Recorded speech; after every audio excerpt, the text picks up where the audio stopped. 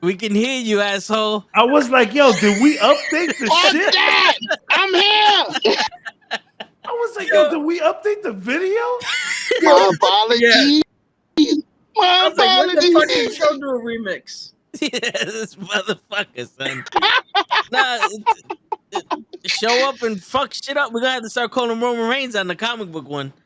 Shit. Whoa. The fuck up. Oh, Show up, wreck shit. shit, and leave. So You usually mute me, bro. I did, but usually I put the cameras on during the rap, so when it ends, we're all here. But I got a left elbow and a right elbow, and my new name now is just the toe. Anyway, I promise y'all on God, every time the intro's going on, I'm like, left elbow and the right elbow. Like, honestly, that's the knucklehead Me dance. What too. up, Flocka? yeah, word. Yeah, I gotta make that a TikTok. We gotta do the left elbow and the right elbow TikTok. That's it. 100%. Mm-hmm. Yeah, Mm-hmm. it is Tuesday. Show's trying to fuck up this podcast as best he can. In the car with his lights on, he got 3 times 4 equals 12. Like, eyes squinted and shit. It's blinding him. You know, he's blinded by the light and shit. All we see is teeth and amber light. We got the Knucklehead Comics in the building. Kaz is going on, bro. It took us 14 years, 29 movies, a butthurt studio in Fox, 7 TV shows, a bunch of contractual mess so that we can finally have someone in the MCU say the word mutant. We are here. And thank you for that. And it wasn't even mutant, it was a variation of the word mutant. It was mutation. But we're Word. here, and I'm happy that we are. I'm happy that we are also. It's been yeah. That was exciting. That's what we made this episode. Literally just about that. Hey, yo, as soon as I heard the I hit up the group chat. I was like, yo, y'all hear that shit? It's Kaz funny. was like, my nigga. I opened up the group chat to tell you I love it. Was more I want to talk about that, but obviously we'll do after intros. But this was more of a it's like a guitar riff. It was like they shredded that shit. You know what I mean? Flocka, stop moving. Just enjoy the show. You don't need to do laundry. You don't need to do squats. You don't need to do your taxes. Just chill. Yeah. Flocka, you move way too much. If there's ever a show that exudes lazy energy, it's this one. That's right. You're And making it busy. he just blew Show's mind because Show is like exudes. Word. Exudes. You've been hanging around not too long. Look. You got the same problem that Led had last week, bro. You guys got to get on from your computers, bro. I can't hear shit you saying. Well, I ain't gonna talk. Just look at my face. I'm okay with that. We gotta read your big ass lips. But yeah, man, oh man, that was dope. And all right, so as always, we got Cap. Not as always, we have Show. And unless there's a hurricane in Miami, we got cabs that's going on, everybody. You know? Yep. And tonight, Cap has the question for all of us. I'm so excited. Word. So, here's the weekly question. If you had no restrictions put on you whatsoever, what is your pie in the sky dream job? And I'll go first. I'll go first. That would give you guys time to think. Shit. I got it. Would like to be a game show host. Put me on like I think Family that's Feud or perfect. whatever. I think that's perfect. I would love to watch maybe Family Feud. I think it's time for Steve Harvey to move down. Yeah. Let's get Cap in Truth there. be told, when we have family game night, I host Family Feud. Yeah, he does. Yeah, I thought of this question because yesterday we were doing the gender reveal party for my cousin Claudia, who's Awesome. having a baby Congrats. girl, by the way. Congrats. That's awesome. And her sister, Diana, she did like this old wives' tales game thing. Sure. And truth be told, she did a good job. But inside me, I was like, oh man, you're not getting the crowd hype. You're not making this fun. I'm confused with what, like, I so badly just wanted to, like, get out of here. Let me do this. Give me the mic. Give me the damn mic. So And it's funny. It's funny because I'm not even that person that wants the center of attention. I just like hosting things. Yeah, you're a fucking dungeon master. Like, of course, like it's in your blood, kid, for real. And I would love you. You did a game night here and got a lot of good reviews on your hosting. So, man, that there's this podcast I watch of gamers. They are funded through Patreon and stuff, right? So one of the dudes in there, probably my favorite of them all, he was always wanted to be a game show host. So they like made a little like game show / RPG little thing called Mysterious Monsters. It's pretty good. Yo, honestly, like hosting a game show is super fun. Like that shit just looks great. But it's funny you asked the question because like I thought about it, but I immediately had it. So, and this is something that I still like wish to do, but the more we get in, the more older I get, the harder that it seems. I've always wanted to be the Anthony Bourdain of video games. Rest in peace, Anthony. So essentially, I had a whole thing where I would go to different parts of the world and see how they game. You know, there's some places in the world that kids are probably still rocking a PlayStation 1 like regularly. Like they don't have PS5s, they don't have Xboxes, they don't have PCs.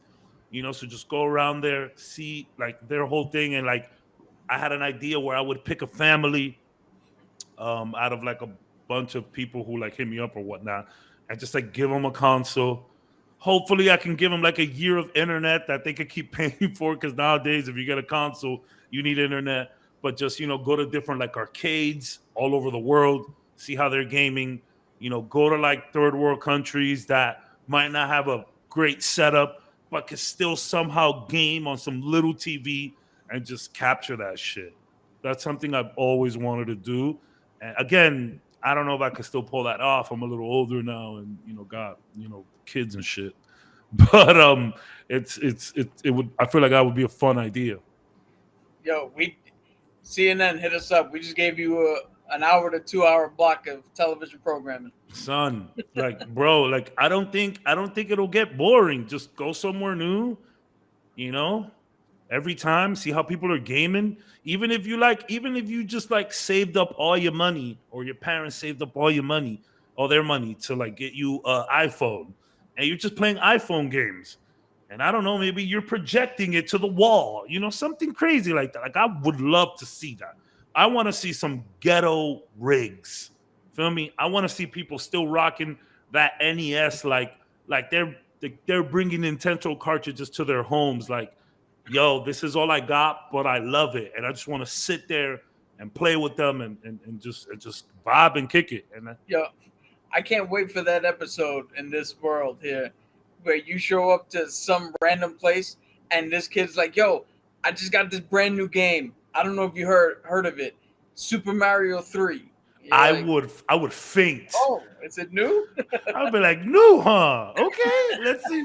Pop that bitch in there. Let's go. But how cool would that be? Like, imagine that to some person, that is a new game. And maybe not something like that, but like, you know, maybe like a PS2 game or PS3 game. Like, yo, this is what I'm rocking. We can't get internet around here, so I can't get these consoles that are constantly updating. So I need a PS2. Like, fuck yeah, let's play PS2. PS2 is one of the best gaming libraries of all time. So yeah, I would fucking love to do something like that. That sounds dope. That's original too. You don't see too many. I legit have things written down about it. Like I thought this out. Yeah. Yeah. And that's what's up, though. Shit, yo, when we get enough money, Kaz, we're gonna do that. That's gonna be a part of the fucking Knucklehead Network. Can I tell y'all what sparked it? So, I mean, I've always been into games. I've tried streaming. And yo, I had a little buzz with streaming, like back in 2017. I had a little buzz, right? Like a few people were like coming in, watching. Obviously, a lot of friends supporting. But like, I remember I did like a retro type of stream, and I was playing this Dreamcast game called Shenmue. And this guy pulls up to the stream and he's like, yo, I don't know who the fuck you are, but you're streaming Shenmue. I'm here. And I was like, oh shit. And he was like, yo, I might not come for everything else, but I'll be here for Shenmue. And that was the only Shenmue stream I did because like a week or two after that, life just got a little rough. But you never know. Maybe we'll be back for that. But what sparked this, I read an article. Yo, the most heartwarming thing ever to a gamer, at least for me. This kid. And I don't know if this is true or not, but whether it's true or not, it's an incredible story. So it's this kid who lost his dad, right? And him and his dad used to play Xbox together. They used to play a rally sport game. I forget the game. I think it was Rally Sport. And they used to play that. And that was like their thing. That's how they bonded. So when dad passed away, he was kind of bummed, of course. And yo, what's up, Kenny? What up, Kenny? And he went away from like video games and he stopped and just didn't really play again. So they were cleaning out the attic or whatnot, and they found the Xbox, regular Xbox, that big blocky shit from 2002. So he found it. The game is in there. So he plays the game, just like finally I could turn it on, whatever. And in the game, he finds a you know, like the, you know, you do like time lapse, not time, like time attacks where you're just racing to try to get the best time around the course. And his dad's ghost was in there, saved. So his dad had like the #1 record on like all the tracks because he was good, and the ghost was there.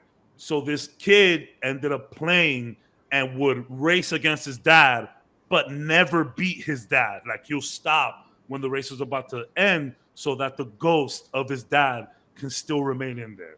And bro, like I was reading that shit and I got choked up. Like, dude, wow, that's insane. Because yeah, like there's probably a bunch of old consoles you got laying around with that kind of save data in there. You know what I mean? So to lose your dad, not play video games, come back years later and find your dad's ghost running around the track in that game, dude, that's movie shit. That's crazy. Yeah. I didn't know this was going to be a try not to cry challenge. I know, bro. I didn't mean to take it there, but that's what got me here. Yeah, that's what got me to that idea. Just seeing how people game and like what gaming means to people. You know, I don't want to take up too much time, but I have some really fun like family gaming stories. Like when people ask me why I game, I have a particular story, which we don't got to get into. You answer the question, so. I mean, so that could be next week's question. Yeah, I guess. But, it's weird. It's difficult because while you're talking, I'm trying to think of an answer, and I always wanted to be a wrestler, but throughout the years, the thing is, I've always been the type of person that tried almost everything. Sure. So like, you know, I hurt myself, so the wrestling thing kind of like went away, and then I was like, yo, I honestly believe that I can out talk any of them on a good day. So I was like, yo, why not be like an announcer or like a color commentator or some shit? I think I've called you Jim Ross multiple times on this podcast. Yeah, you know what I'm saying? So it's like, I thought about doing that, and when I was the only one here and I was watching the NBA finals and I was calling the games, it was fun. That's what I was saying. Yeah, you know what I'm saying? And then it's like, but then doing the podcast and being able to talk to people and having those real conversations, it's one of those things where it's like pie in the sky. I just want to be able to do something that I can connect with people, but also like my dream has always been to solidify a neighborhood, like to build a neighborhood from the ground up and have my people in there and like make the old school block again. That's awesome, man. That's dope. What I'm saying? Yeah. So however way I can do that, is my pie in the sky job. You know what I'm saying? Like I Damn. want, yeah, man, I want to be able to like those like private neighborhoods, like you walk, like there's only one way in and out. For Like sure. I want people to like I want to be able to walk out my house and be like, yeah, and then we have a huge ass barbecue and the whole fucking neighborhood's there, and it's all our peoples. Bunch of bougie Bronx motherfuckers. Where you know what I'm saying? It's all our peoples, and it's like they don't have to worry. The tang will be flowing. Yeah, you know what I'm saying? It's like shit.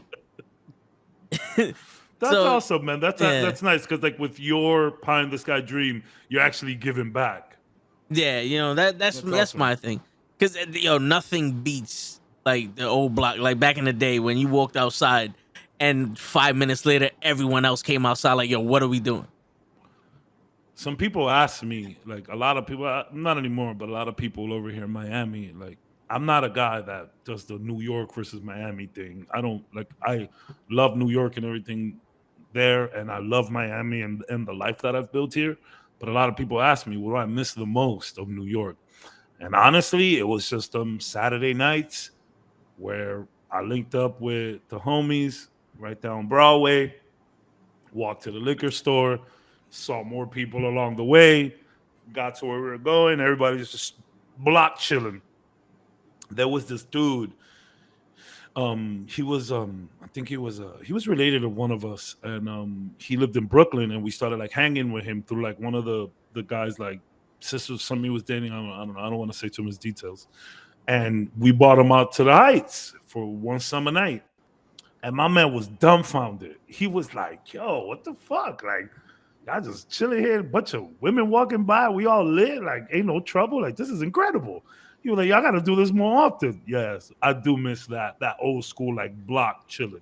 Yeah. That shit is unmatched. Word. Yo, yeah. Cap, to go off of your show I did, what we used to do in the summertime, bring our TV out to the front porch when we used to live in our house. Bring our N64. Just play. If you lose your route, the next person sits in. Perfect Dark, WrestleMania 2000, GoldenEye, whatever. How good is that? Imagine going to some little town, some little favela in Brazil, and they're just doing that. Like, yeah, put me in here. And imagine like mama's there, like, oh, are you hungry? I'm in Brazil. Of course I'm fucking hungry. Like, give me everything you got. Like, you know what I'm saying? How dope would that be? I would love to just travel the world and just see how people game, man. Japan wouldn't be like on top of the list because we know how y'all game. Y'all are the mecca of gaming. But I really would just go to some like poor third world country. You know what I mean?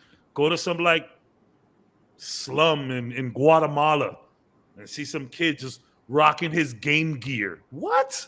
How good would that be? How good? I would love that.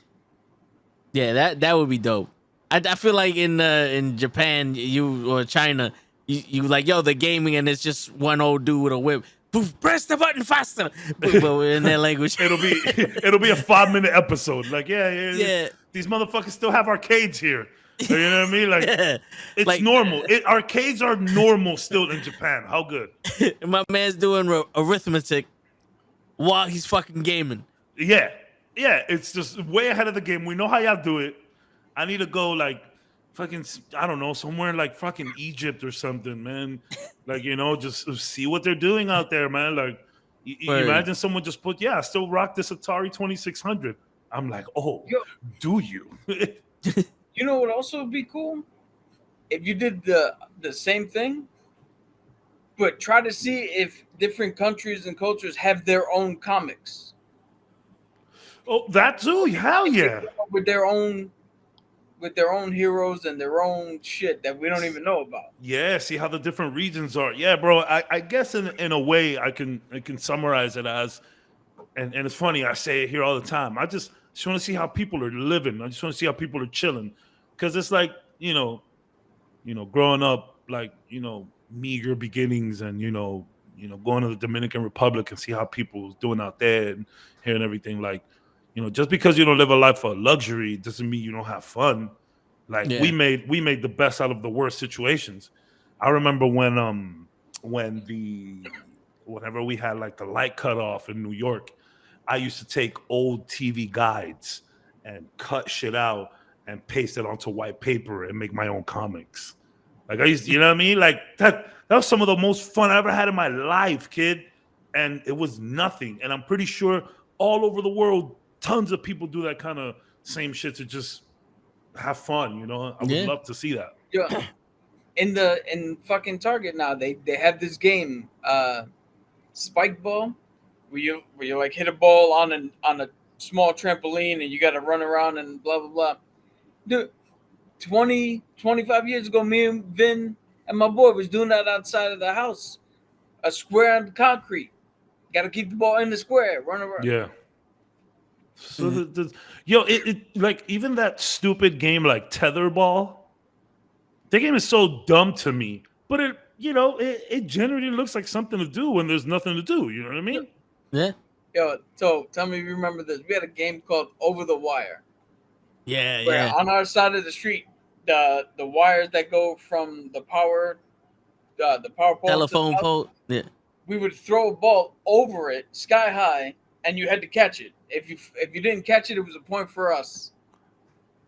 Just making up games. And just like, some of the best games came out of just making up some shit in the street. Yo, and not for nothing, because of games like that, when we played Little League Baseball, we had like the Golden Gloves. Yeah. Nobody was getting shit past us. Yeah. Like, yo, I have this whole thing about like bunch of hood ninjas. Like shit we used to do back in the day prepared us for a lot of shit. Like I saw some dude talking about this, and he was like, even the games we played, like Punch Buggy. Like, yo, Punch Buggy gave you like, awareness. Like you knew how to react. Like as soon as you saw a Punch Buggy, say Punch Buggy, you get punched hard. Like we weren't holding back. Like people, remember Open Chess? Open Chess was so dangerous that they had to ban that shit. Like you had to be on constant watch. You know what I'm saying? So like so much things that we did as kids like prepared us for this kind of shit. Like corners in like an elevator, you go in, it's like 6 people, everybody out corners. There's only 4 corners. It's a box. So if you didn't get out of the corner, you was getting fucked up. Like all of that shit made our awareness and perception like really like adept. Like, you know what I'm saying? Like I promise you, like if it wasn't for that kind of shit, I wouldn't be so quick to notice stuff in my peripherals. You know what I mean? Like, son, is hood ninjas, bro. Dudes doing crazy. Like even bro, opening the pump for water. My man, that shit will make you brolic if you was doing that on the daily. That shit is. Hey, listen to me. I know y'all see a bunch of New Yorkers, in that water and stuff. Somebody needed to get a tool to get in there. And sometimes it was a 2-man job. That shit is not easy. Your word. That shit is so commonplace today. Yeah. That on days like this where we got 90-degree weather for a week straight, you can literally call your fire department and they will put a fucking attachment, like a sprinkler attachment, on the fire hydrant so you can play in the water. And that's how legitimized we made it. Before they used to come and shut us down. Before they used to come and just close it up. Yo, I was like, bro, we can't stop them. Yeah, the fire hydrant in front of the where we used to live, they actually put a lock on it, so we couldn't open it up for shit. Yeah, and then dudes are super like creative. They would take a can, hollow out the can so you just got like I could see through it, and then they put it where the water pressure was coming out of and fucking guide the shit. Yeah. It was like a super hose. I'm telling you, man, there's so much incredible shit you learn in the hood and when you broke. Like, like I want to know the genius who said, yo, it's cold as shit and we got no heat here. Yo, just turn on the oven, leave it open for a bit. Like, who was the genius that created that? That's a smart idea. Like, obviously, gas is dangerous. You got to be careful. And, your bill might come up a little high. It's either that or frostbite. Feel me? Like, it's a lot of cool shit you learn in the hood, man. A lot of cool stuff. Give me 1 second, fellas. I'm going to do a little potty break, start everything. I'll be right back. All right. So Sho said that he wanted to save this question for when he got home. So I'm assuming he's going to be home in a little while. So don't forget the question you asked, Cap, because when he comes back on, we're going to ask the question to Sho. What did The whole job question. Yeah, Okay. that whole job question. But for right now, I want to talk about how when we made our predictions or how we would bring the mutants into the MCU, no one talked about Miss Marvel. Yeah. Well, first off, Ms. Marvel's supposed to be Inhuman, not mutant. So I don't know if you want to bring up what the difference would be. You know what's crazy though? Kind of like in Miss Marvel, they kind of made it seem like they're the same shit. So they are, but they aren't. All right, so give them give us a history of the Inhumans. So just for a simplification, Inhumans versus mutants is the same difference between Coke and Pepsi. Like essentially, it's the same shit, but there's a slight difference. So Yeah. mutants, they were the child of the atom. It was originally based on there was so much nuclear testing and all this other shit that it literally changed DNA. And over time, with the evolution of normal human evolution, the next step was mutation. So you were born with a mutation, and then when you hit puberty, it manifested itself, and you have whatever power came with it. Just to show you real life, like blue eyes, that's an actual mutation. That is a digital mutation, yeah. Yeah. So I'm a mutant, you guys are not. Sorry, but Dang it. So Inhumans are similar but different, where the Kree actually experimented with like the Cro-Magnon men, or way back with fucking caveman days, and they spliced some of their DNA, and then over time, it got passed down through generations, and then they have a whole process called pterogenesis, where you get hit with this mist and you crystallize into like a statue, and then when you come out of it, you develop. You look like Carol Danvers. Huh? And when you get out of that crystal, you look like Carol Danvers. We'll get into that. We'll get into that. So the main difference is, like I said, mutants were born from the start as just an evolutionary thing because Stan Lee was like, hey, I'm getting tired of coming up with reasons, so fuck it, you're just born with it now. Maybe it's Maybelline, maybe you're born with it. Yeah. Yeah. Inhumans was, I forget who came up with Inhumans, but they essentially were doing a similar thing, and I think it stemmed from the fact that X-Men was always kind of its own thing in Marvel. Like they always had their own corner of the Marvel universe in the comics, and yeah, they interacted a couple of times, but they were really on to themselves. Where Inhumans could be more generally spread and interact more. Major differences: mutants deal with our world. They deal with racism. They deal with classism. They deal with us and everybody else. Inhumans have their own society, led by Black Bolt, and they have their own stations. And depending on what type of powers you get, it depends on what station you are in life. So if you don't get something that impressive, you're in a lower class. It's like a class system, basically. You're in a lower class. And it goes down from there the more useful you are. So this podcast has made me enjoy something that I didn't think I would enjoy. I like to look into the legalities and all of the contractual shit that happens with a lot of these crossovers. We've mentioned it before. A lot of it's to sell toys and all of that. So the Inhumans was, I think Jack Kirby helped write the Inhumans way back in the 60s. But they've always been like low key. The Inhumans got a humongous surge in like 2010, 2011, 2012. Here we go with the contract shit. This shit is so funny to me, and it's always some contractual bullshit. So, at this time, Fox had already owned the properties to X-Men. They were dropping movies already and stuff. So, what the writers for X-Men were saying, yo, listen, these guys own X-Men. Any new people that you bring out, they could just use it and make a movie. Let's not do that. Let them use all the old people there. So then they were like, yo, from now on, y'all can't make no more X-Men. From now on, we're bringing back the Inhumans. Everybody's just making Inhumans, so Fox can't steal our shit. That is hysterical to me. Where it's like, yo, it's true, because it's like Kamala Khan is relatively new. Kamala Khan dropped 2013. You know what I'm saying? Yeah. That was what?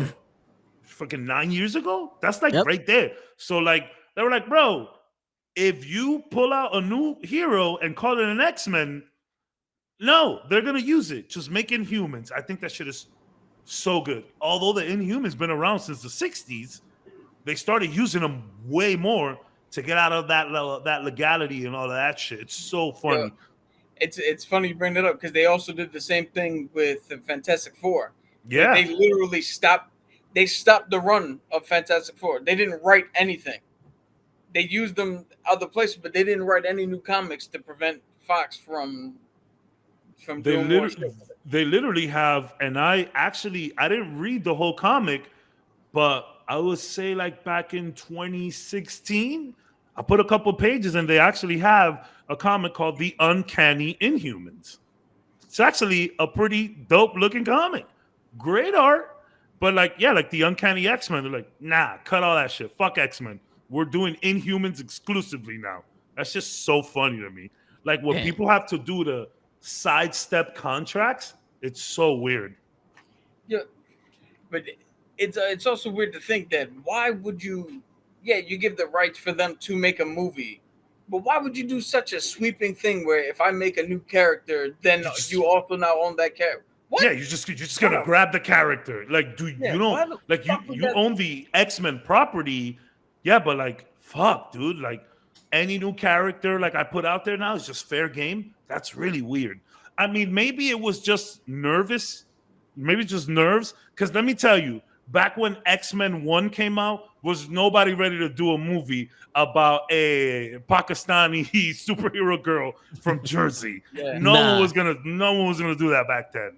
It's sad and unfortunate to say, but I think it would have been good with Kamala. But I mean, there were some other people that I guess they could have described. You know what's funny? My bad. The funny thing is, in that first X-Men, Kamala would have been perfect to replace Rogue, or even Jubilee. Well, yeah, everybody was expecting like that should have been Jubilee, because even in the cartoon that was Jubilee. But I don't know why they made that shit Rogue. But yeah, what's funny is the X-Men actually do have a Muslim character named Dust, who her mutant ability is she turns into sand and like can control, like make sandstorms and shit like that. And she wears the whole hijab and everything, and she's proud of it. And it's not like something forced on her. She does it because she wants, like, they do have their own version of a Miss Marvel character. Had Fox still kept the rights, it was making movies. It would have it was like X-Men as a whole was just super progressive at the time. That whole cast was just a bunch of different people from different places, and it just worked. No one questioned it. Like, yeah, it's just easy, right? Yep. You know what I'm saying? So, like, what do you? And I know we talk about this a lot here. How the MCU. And wait, before we go on and Cap, I need to talk to you about this because. All right. That whole mutation scene was added way later. Yeah. It had to be. That had to be some reshoot shit after. Because, look at what I peep game. At the end of that episode, Bruno slips in a letter to a locker. Like, I gotta be Kamala's locker. It's that whole movie trope. Oh, I'm going away. Here's how I really feel. And then a week later, they're just chilling, about to go get shawarma. Like, did Bruno come back? Is this like his first week back from Caltech? Had he not left yet, or did he leave that letter for someone else? So that's weird. So if you notice, he does leave the letter. Yeah. It does say a week later. But he says Cameron left his car. So he went to pick it up, I guess? Yeah. So he didn't leave to Caltech yet. Okay, yeah. What could have happened is...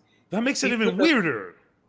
Well, no, because he could have put the letter in the thing, and then the school was attacked. They had to clean up all the foam. I You're guess not just that's gonna show up the next day. I get you. I get you. School is Right? closed. Yep. Yeah, Yep. and it was a Well, Saturday, so you yeah, had and it was Sunday.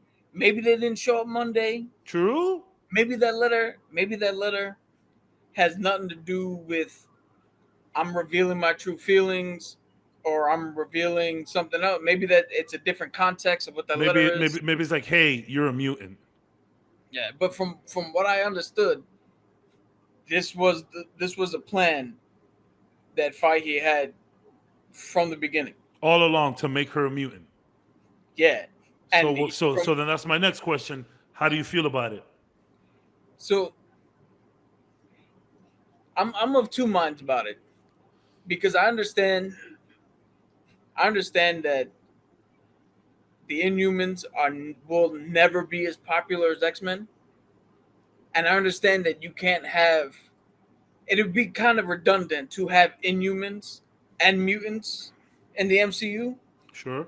Because like I said, they're basically the same shit. Even though Black Bolt was introduced as the Inhuman King, But no, so here's the thing, right?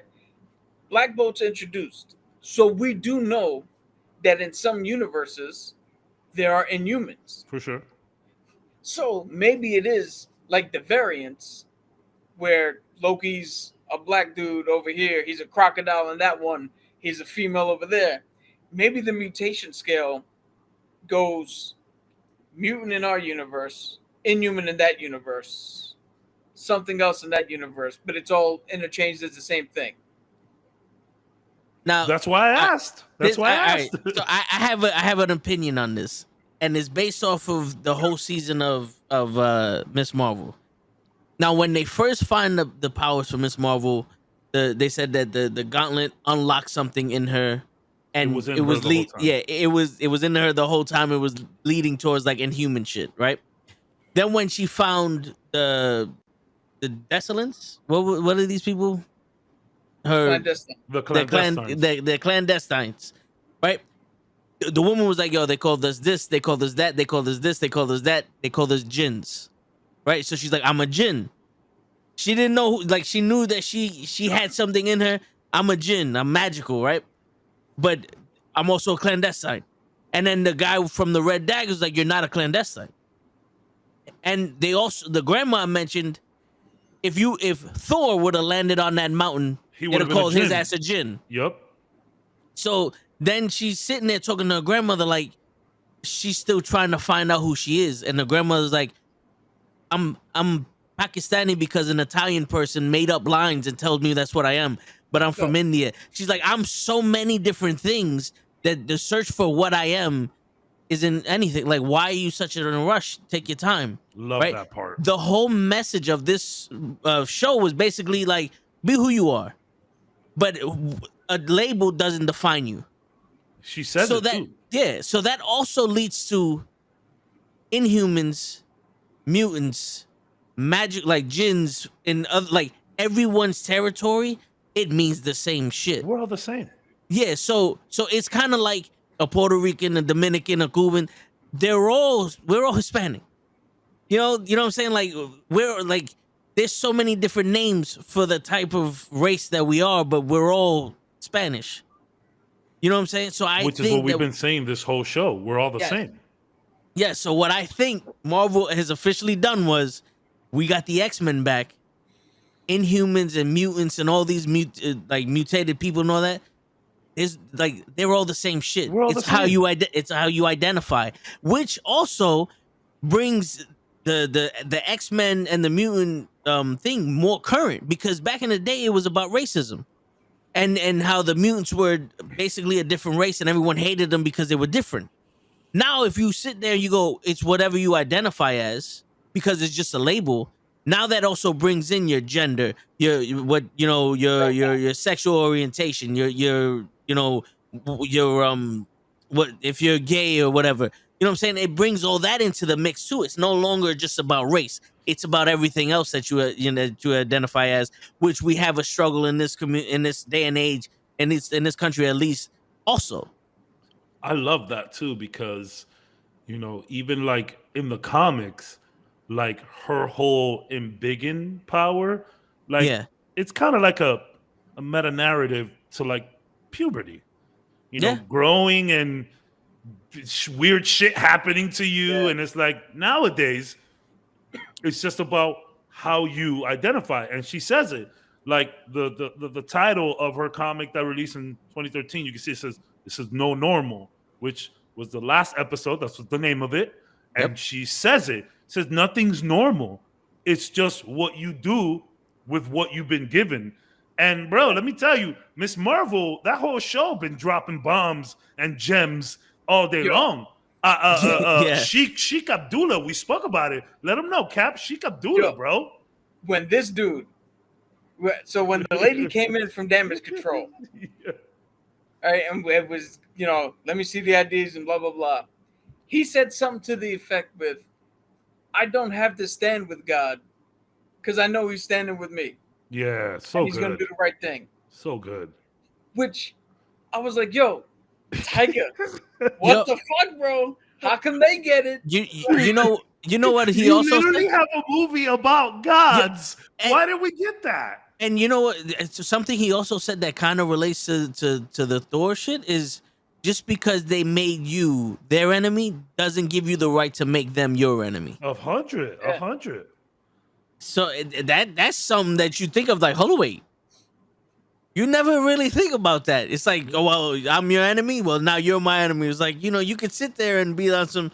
Well, I don't know what you have a problem with me, but I don't have a problem with you. Yeah. You know? Dude, I'm about to say something that some people might say is contradictory, but because there's a such thing called nuance, both, two things can be true at the same time. Absolutely. So we made mention, I'm not a big fan of religion, but this put like religion, yes, they focus on the Muslim religion, but what he was saying is fundamentally or can be fundamentally true for all religion. When you take a leap of faith, whether you're Jewish, Buddhist, Christian, Catholic, walking, what do you call it, the whole sand, the footprints in the sand, is there because he's got you. You don't have to get him. Yeah. The whole is, it's not something good is not, inherent. It's just in the actions you do, how you present yourself. What Toad just said about don't make, just because they're mad at you, don't mean lash out in anger towards them.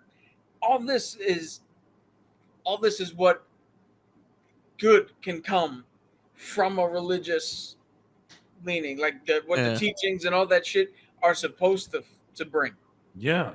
Instead of all And- that controversial and- stuff that and- you make out of it. And if you draw a parallel to what he said about I don't need to be with him because I know that he got me, it's kind of like the parents.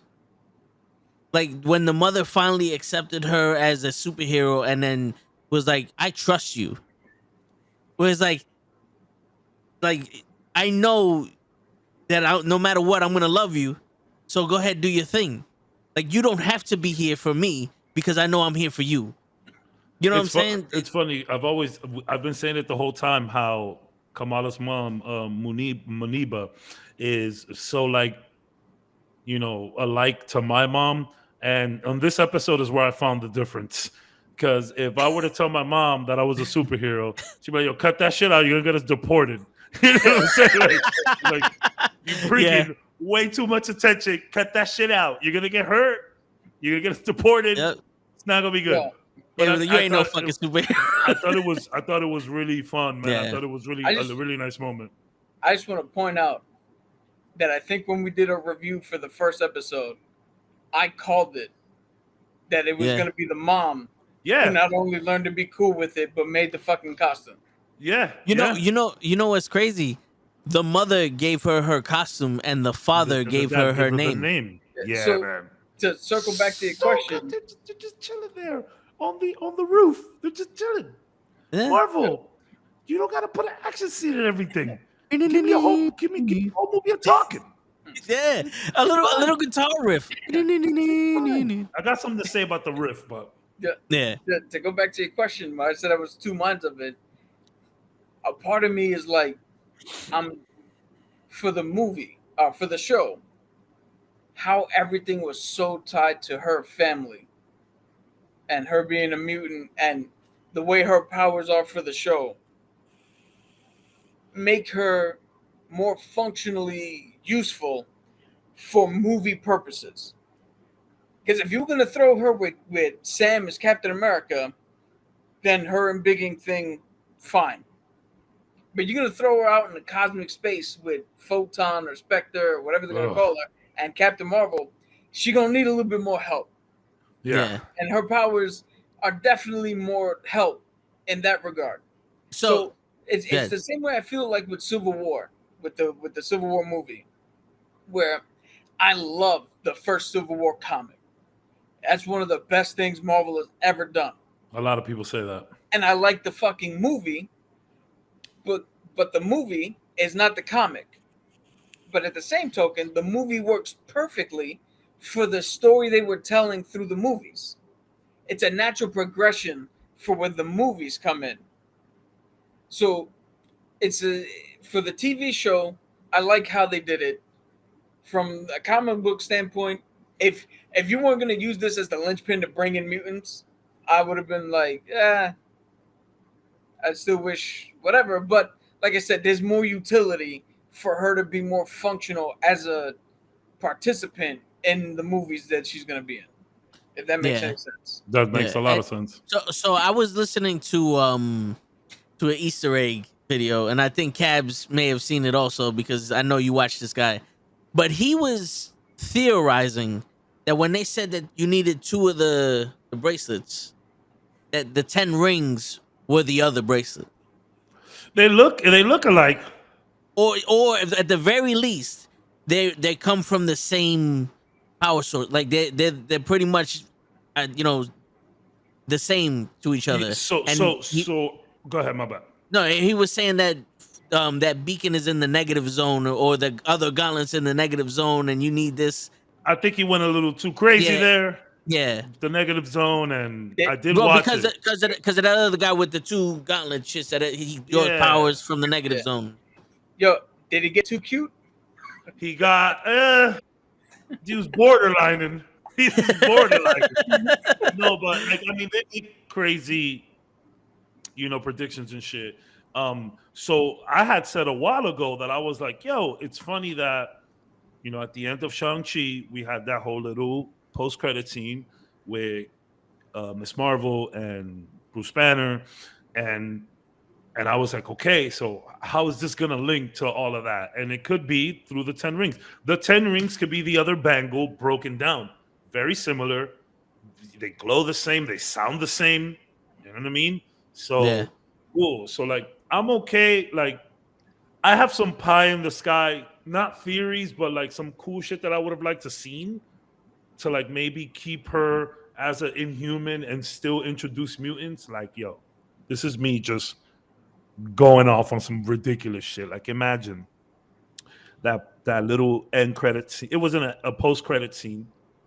It was just end of the show.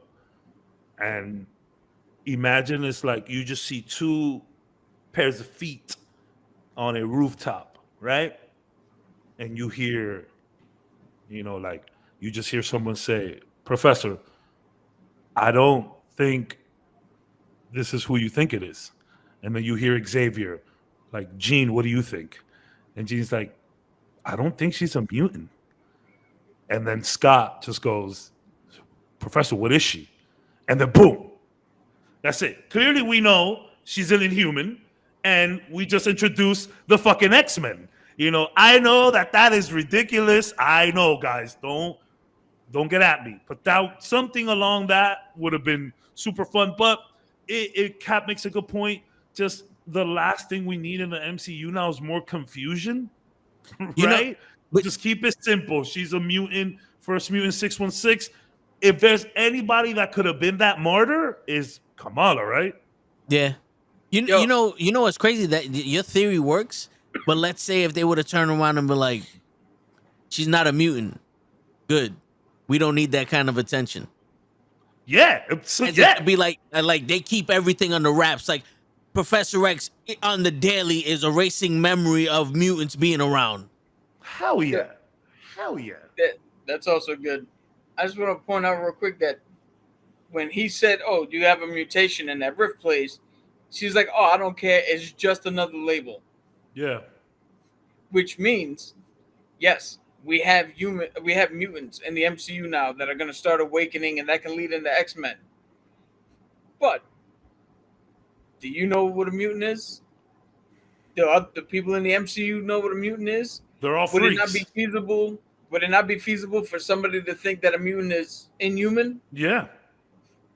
You could still call her. You could still have somebody call her an inhuman, up until the point where she meets the X-Men, and then we figure out that a word. They run tests. They run tests. Yeah.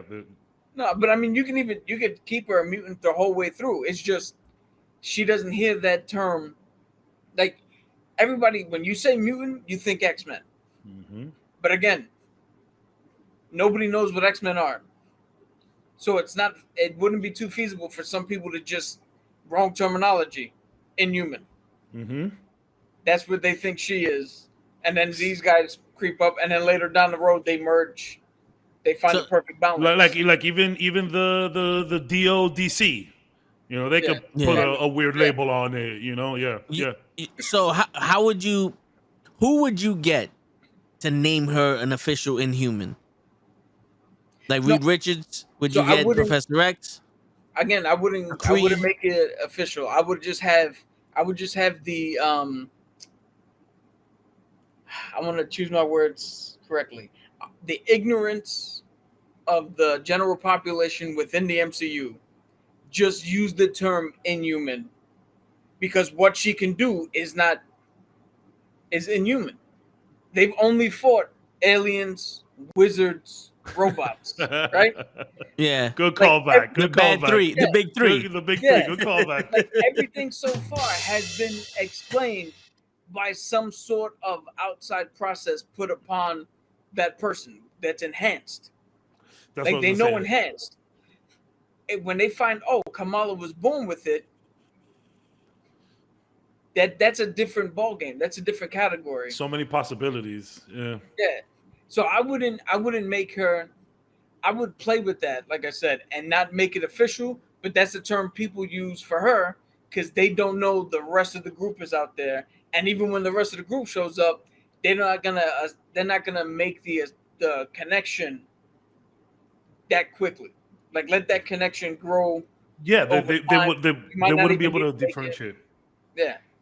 Wouldn't be able to differentiate like to the populace. She's just a freak, which is a good segue, I think, to the embiggen.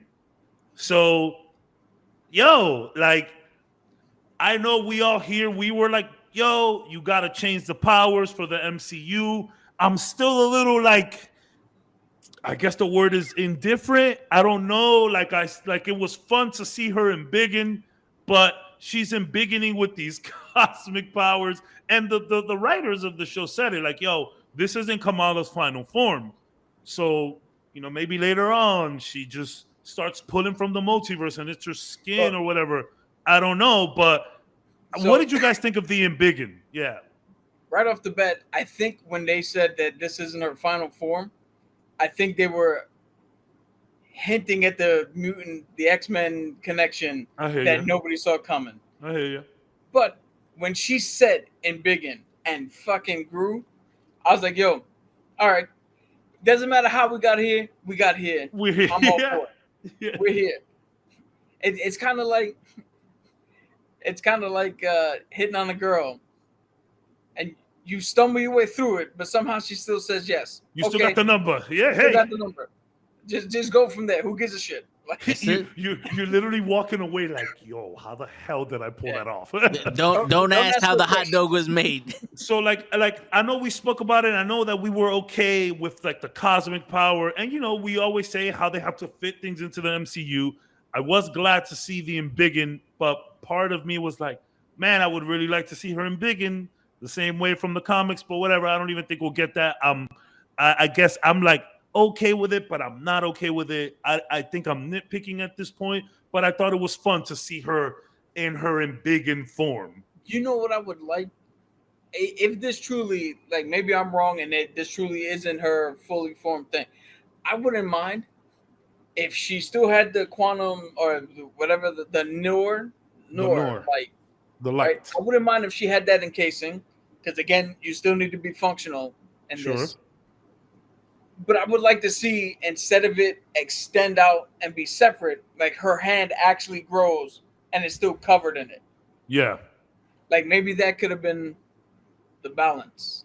Yeah, which is I think in a way kind of what they like were going for there. I thought it was cool. It was nice and shout out to the Spider-Man moment when the community stands in front of her. I Yo. said, yes, even the cops, dude. The cops I know, fuck that. Like, get out of here, DODC. Like, clearly you're working rogue and you guys don't even listen to your own superiors. Fuck that. This is our homie. This is our hero. She's from here. We might not know who she is, but we know she's from here, and we're just gonna protect her. I said, "Fuck yes, give me moments like that." I shot up out the chair with that one. You know, the last 10 minutes of this episode, I was standing up, pacing, like Yo. legit. I even like the fact that when I'm bad with names. It's a military thing. I don't ever have to use the name. But Nakia, Nakia, her homegirl. when she was talking with Zoe, and she was like, "Yo, you knew and you didn't say anything," and Zoe was like, oh, "Yo, she saved my life. Whenever she's ready to tell people, she should be able to do it on her own." I was like, "Yo, How that- good? like, come How on." good.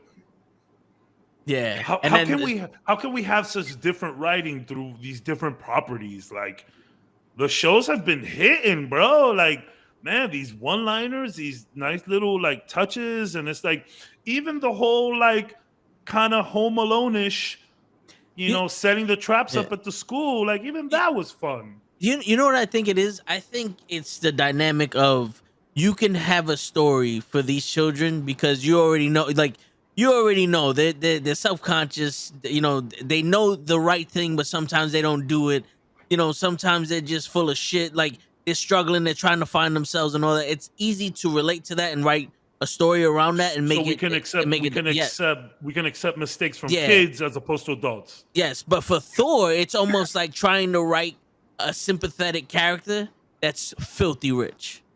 Yeah. It's like, bro, you have like you're literally a god. And there's a little bit that I give a shit that you missing, Jane. You're gonna live for thousands of years, and there's gonna be like 4 million Janes. Like, what I'm saying? Like, boo-hoo, motherfucker. Yeah. Like when his mom died, like that connects with everyone. Yeah. Because, that's major loss. But it's like, yo, bro, you're driving around in a Bugatti, and then you want me to feel sorry for you. Like, I don't know how that works. I don't know. They just threw out so much of Thor's development throughout the years for this ridiculous movie.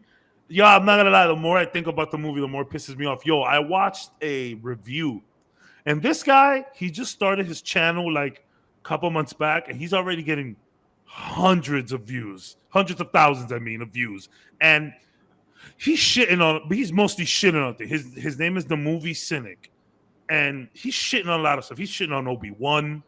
He's shitting on a lot of Disney stuff, and he ripped Thor a new asshole. Like, yo, like I felt like if people sit here and tell me that Thor was bad, I can't defend Thor. I can tell you some things that I enjoyed, and maybe you could have possibly enjoyed too through a different lens. But you have the right to say that movie was. I don't want to give you trash, but I would give you not great, Basura. not good. It's the same thing in a different language. They don't know that.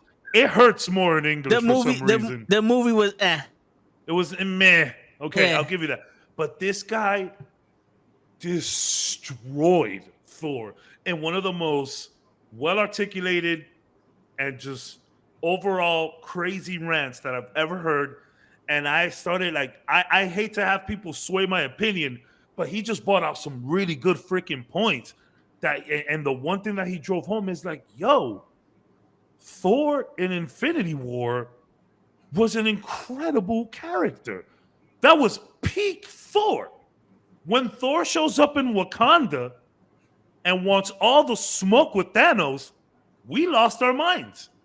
We did not get that once in this movie. In fact, what we got was a shot of his ass. Yeah. We didn't get that hype moment, which is, something that MCU is perfect. And I want to say, like, did we get that hype moment in Doctor Strange? That like picking up Mjolnir or saying "Bring me Thanos" or "I am Iron Man." We lost that. Where are these hype moments? And man, like it's tough to, like, when you look at the writing. And I'm not trying to say that all the writing in Mr. Marvel was excellent either. There was cringe. People have the right to say that some things were cringy. But when you start talking about like her religion, the fact that she's a woman, there's no space for that. Yeah, here. we don't agree with that. We don't at all. But if some of the writing was cringy, I can hear you. But man, it's real different. Like we talk about Sheik Abdullah. Sheik Abdullah been dropping these gems since we met him. He goes, Kamala, good isn't something that you are, it's something that you do. Yep. And seeing Kamala come around full circle and say that to Kamran, like, yo, it's not about what you do. It's about it's not about who you are. It's about what you have inside you and what you do with it. Like it's like comedians. Comedians have like an hour-long Netflix special. They start off with one joke. 85 to 90% of the times, they end with that same joke. They come right back to it.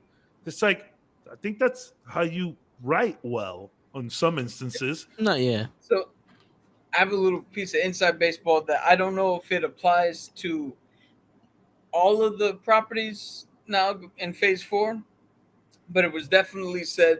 Oh, you got some dirt. Marvel. You got some dirt.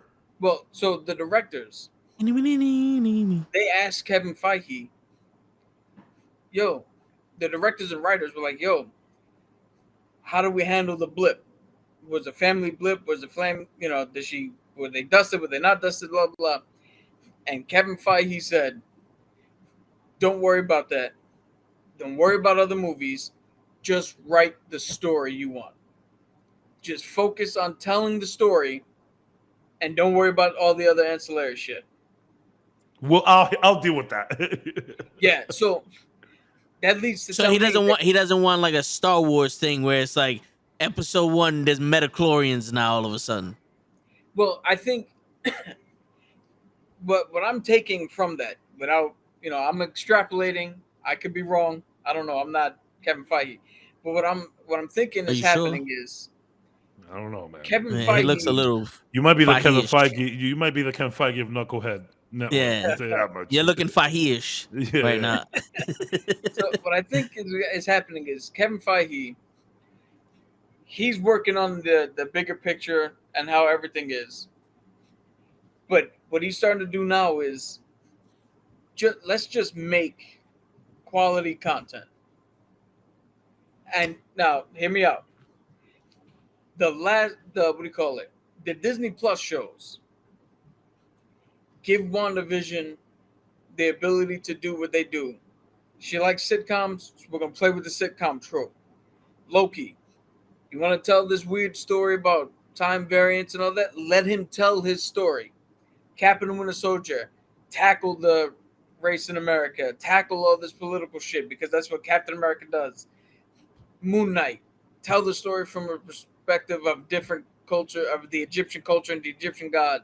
Miss Marvel, tell the story of this Pakistani teenager. To a certain extent, Eternals, make the movie you want to make. To a certain extent. Well, to a certain extent of success.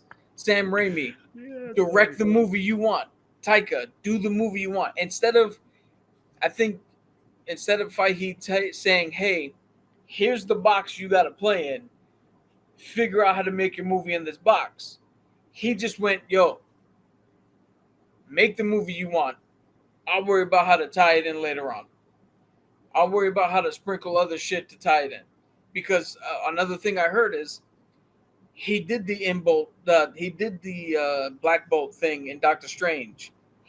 Kevin Feige's the one who said to put it in. And again, I don't know how true this is, but he said to do it to insatiate the fans of Inhumans and be like, here, Black Bolt's in the MCU. It's the same actor. He's in the MCU. Inhumans are in here somewhere. Don't worry about it. Step 10. Yeah. So I think now, phase 4, you're going to see more of him just going, you know what? Let me put it this way. Hit or miss. Take the swing. Tell the story you want. I'll worry about connecting the dots. I'll fix it later. Yeah. Which even if I got to come out in an interview and go, this is how it connects. Yeah, which I'm okay with, and I think one of the biggest parts of why Miss Marvel is so good is because the writer of Miss Marvel was working on the show, G. Willow Wilson, who converted to Islam. Like I think during like college or something, she converted to Islam, and she knows I don't know her whole story, and I don't want to put anything out there. I think I've said on this show before that she is like full on, into the culture, which she is. She converted to Islam, but having her on the show definitely helps. I don't know what other shows have had writers on them, but that definitely helps.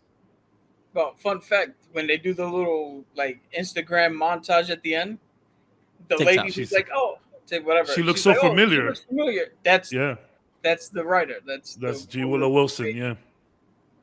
Which was cool. I love like the social media stuff at the end. Like, yo, you know what my favorite part of that?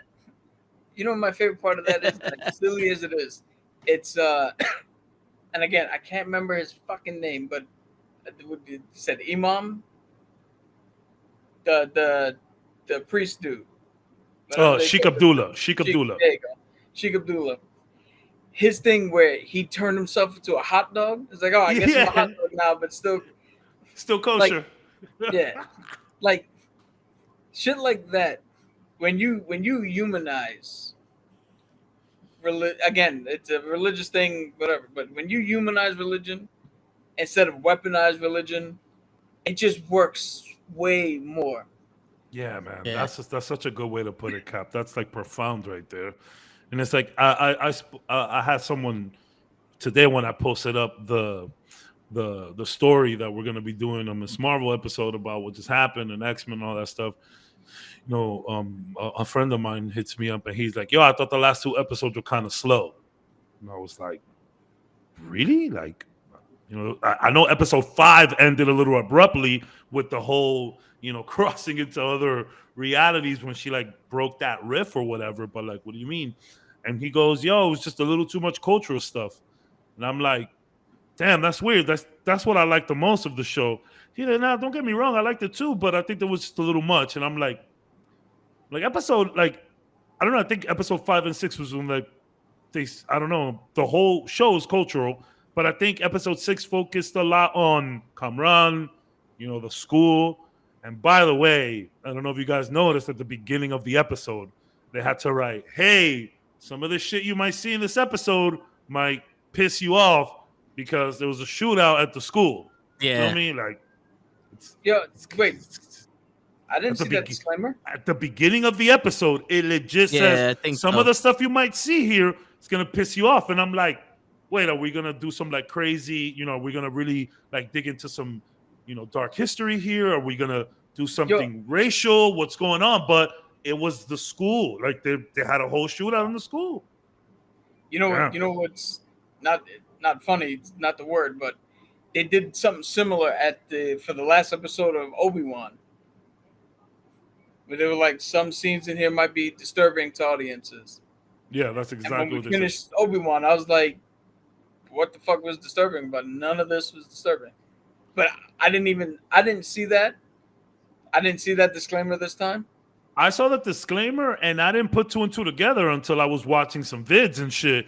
And they said like, yo, no more shootings in schools.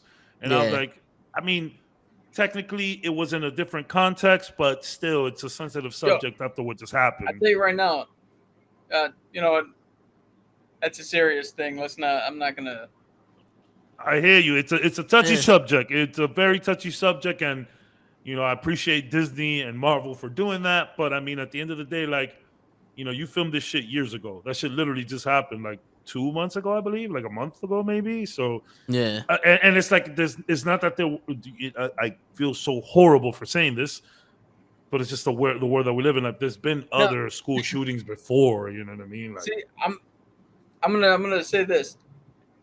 This is a perfect time to bring in context and nuance. yeah, you say it all the time, man. Yeah, I mean, because I'll be right back. I'm what using the bathroom. what Yeah. happened at the school was a horrendous act of violence, and it should never happen.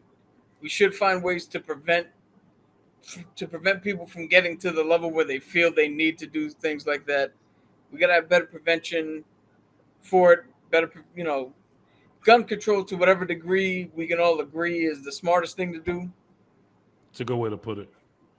But now, at the same token, if you look at it in the context of Ms. Marvel, Nakia literally says, take it to the school because it's the only place guaranteed to be empty.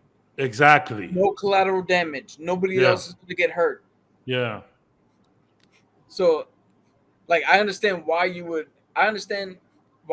put the disclaimer to be safe. But on the same token, I don't see why we would need a disclaimer if the world perfectly understood nuance and context. Yeah, that's the problem. They don't. And like a thing like this that I always remember. Obviously, I'm a huge fan of video games. I say it all the time. There was a video game that came out. I can't really tell you the year. Maybe 2002. I think it's 2002. Metal Gear Solid 2. Now, Metal Gear Solid, I've mentioned it before. Metal Gear Solid for the PS1 changed my life. It just made me look at things a little different. Metal Gear Solid 2 came out. Metal Gear Solid 2, the whole prologue you're in a tanker rolling down the Hudson River. It's a huge tanker. It's actually a really cool fucking level. It's so good. Anyways, so at the end of this prologue, there was supposed to be a big battle between you and a sniper type character, and you guys were going to be shooting each other from each of the towers. Obviously, they had to remove that because you know what happened in 2001, which sucks because it was such a horrific thing. And whatever you believe about it, we're not here to do that. We're not here to theorize and get the conspiracy going. No need to put on the tin hats. But I think that would have been a really cool battle, a sniper battle from one tower to the other. That sounds epic, but they have to take it off. But again, what you're saying, nuance. It's like they're not attacking the building with whatever. They're just having a battle between themselves. Like whether it's on two different buildings or the towers, like who cares? What's the difference? But I get it. It's a thing where it's weird because to tell people what they can and can't take offense to is nobody's place. But absolutely. At the same token, if you could take a situation such like the sniper battle was going to be and just remove the location and put it somewhere else and still have it and it means nothing, then there shouldn't be a problem with it.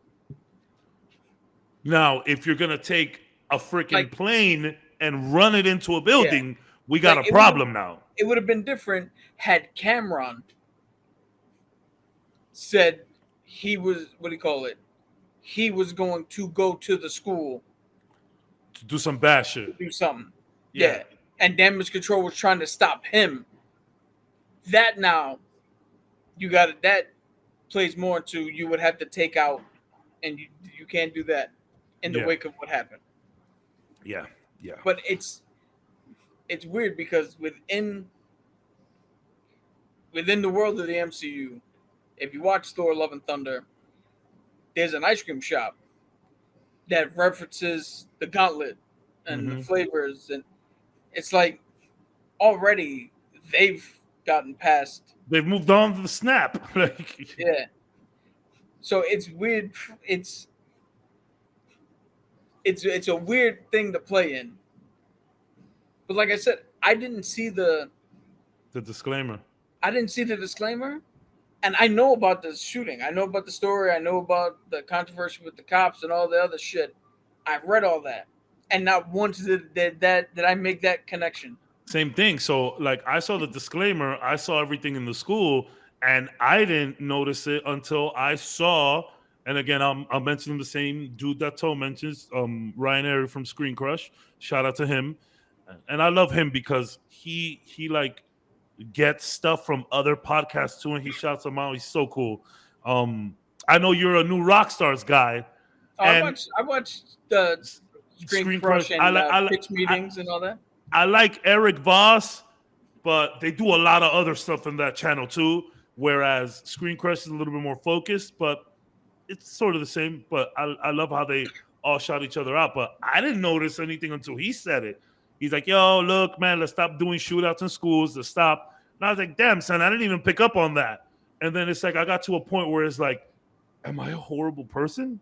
Or do I just, see things differently? I think it's one of those things where it's like we don't associate a kid using the school to lay low and then the cops going to get him as the same thing as a shooting in the school. Because at least for us, it's like, we all know somebody that's hiding from the cops or something like that. Like it's like you watch The Fugitive or something like how many. Snort. You know what I'm saying? Like, because especially back in the day, it was like you couldn't walk the streets without a cop coming to try to frisk you, to stop and frisk and all that other shit. So for us, it's different when the cops are chasing you. Well, full tilt, I didn't have that word. No, but you know what I'm saying? Like, it's different when the cops are chasing you than when a kid went in there. Now, if he would have attacked the school while there were students in there, all right, yo, bro, that was in bad taste. Yeah, that's what I was saying. Yeah, you know what I'm saying. But it's like one, they didn't really do much in the school, the SWAT team or whatever team that was, because they were running around. They actually kind of looked a little foolish. They look dumb as shit. But when they came out of the school and they were in the street, that's when the real firing and everything was happening. And that's when she put up the thing, which is it is funny because I did enjoy the whole Kevin McAllister Home Alone traps that they had going on. I thought that shit was fun. I've said it from the beginning. I'm here for all the high school shit. I love that. Again, if you look at the situation, they wanted to minimize collateral damage. The school's empty. They used non-lethal methods. Yeah. Of all they had to do was just distract until they can get Cameron out. Like they threw baseballs off the pitching machines. It's completely not the same situation as what happened in that school shooting. For sure. And I understand, when they came out, they shot at them and all that other shit. But they shoot at people. I honestly, like, I saw that disclaimer, and not to be fucked up or anything, but I thought, oh shit, the DODC is gonna move in on the mosque. That's what I thought, because that's kind of what the whole, because yes, it is about Inhumans and enhanced individuals, but the real narrative under that is how we view, how the world views, and how some bad people and police view Muslims and people from other areas and how they practice religion. Like, there's that scene where she's like, oh, like the lady, I forget her name, but the one that's running the show there, she's like, oh, you see what happens? Yeah. She's like, you see what happens when you give the wrong people power. And Buddy looks, wrong people? Really? She goes, the kids. And it's like, did you really mean that? Did you really mean that? You know what I mean? So it's fun. It's weird. And it's not something I guess we really got to talk about, but it did come up, I guess. But I thought it was fine. I thought it was fine. I'm gonna say again, in my ignorance, when that disclaimer came up in Obi-Wan, to this day, I still don't know what the fuck we were supposed to worry about. I didn't get it either, man. I think it was no wait, that happened before. Yo, it couldn't have been that Reva was trying to kill Luke, because we know the motherfucker lives. What you got there? Toast some wake up juice? No, I got it's a bottle of water, but I put the Green apple. I put Jolly Rancher green apple powder in it. Where'd you get Jolly Rancher green apple? I got it on the way home from Walgreens. Nice. $1 for a pack of 6. Yo, this motherfucker bringing home Skittles shit. What else they got in that Jolly Rancher? $1, just a green apple. They have the strawberry, and they have Starburst, the pink Starburst over there in the Walgreens too. We're making progress. So that's water. We're making progress. No, I'm drinking Jolly Ranchers right now. No, that's water. I don't give a fuck what you tell me. Can we just point this out? No, it's vegan Jolly Ranchers. Can we just point this out here? It's in a Pepsi bottle. Point this out that the water, the healthy part of that component, is like $2.60 or almost $3. The shitty part of that component, $1 for 6 of them. Yo, here's water, it's 17 cents a pop. Health. Here's water you need for health. But if you want it to taste good, here's the fucking cheap flavoring that's bad for you. That's enough. It's horrible. I remember I used to buy a lot of Crystal Light. Excuse me, when that shit first hit the scene, and I would get the lemonade Crystal Light and the iced tea Crystal Light and put it together, make some Arnold Palmer's. That shit was delicious. Yo, this is a bad habit I used to have when I was back in the Navy, and I would do my top surveillance on the flight deck, my roving watch. It was 4 hours in the middle of the night. I would, you work the whole day, you got to get up, you didn't get a full night's sleep. I had Crystal Light packets on me. I didn't take the water. I just popped the Crystal Light packet. Yo, what? And it would be like, woo, I'm up now. You were a savage in the Navy. Can you imagine this guy eating frozen White Castle burgers and just popping, just shaking spit in his mouth to circulate like liquid fire? Yo, and I'll tell you something. I was in the best shape of my life. Yeah, because bro, anything you ate, you literally just burnt it the next day. You know what I'm saying? Like, you can eat whatever the fuck you want. Now what happened to me? I look like I'm in a remake of the fucking Fly or something. I stepped into a transporter with a Big Mac and came out looking like this. I've never arm wrestled after watching The Fly. I've never ever done it again. Yeah. And every time I watch a video of arm wrestling, I'm on the edge, because if I see I'm like, oh nah. Yo, they try to make an arm wrestling league. Yeah, I wouldn't watch that shit. They're like holding this, that they have like the little like stick there that they hold for grip and shit, and then they're doing this, and it's like, yo, someone's wrist is gonna snap. I don't care how strong you are. Like, nah, that is anxiety inducing for me, bro. The Fly changed a lot of shit.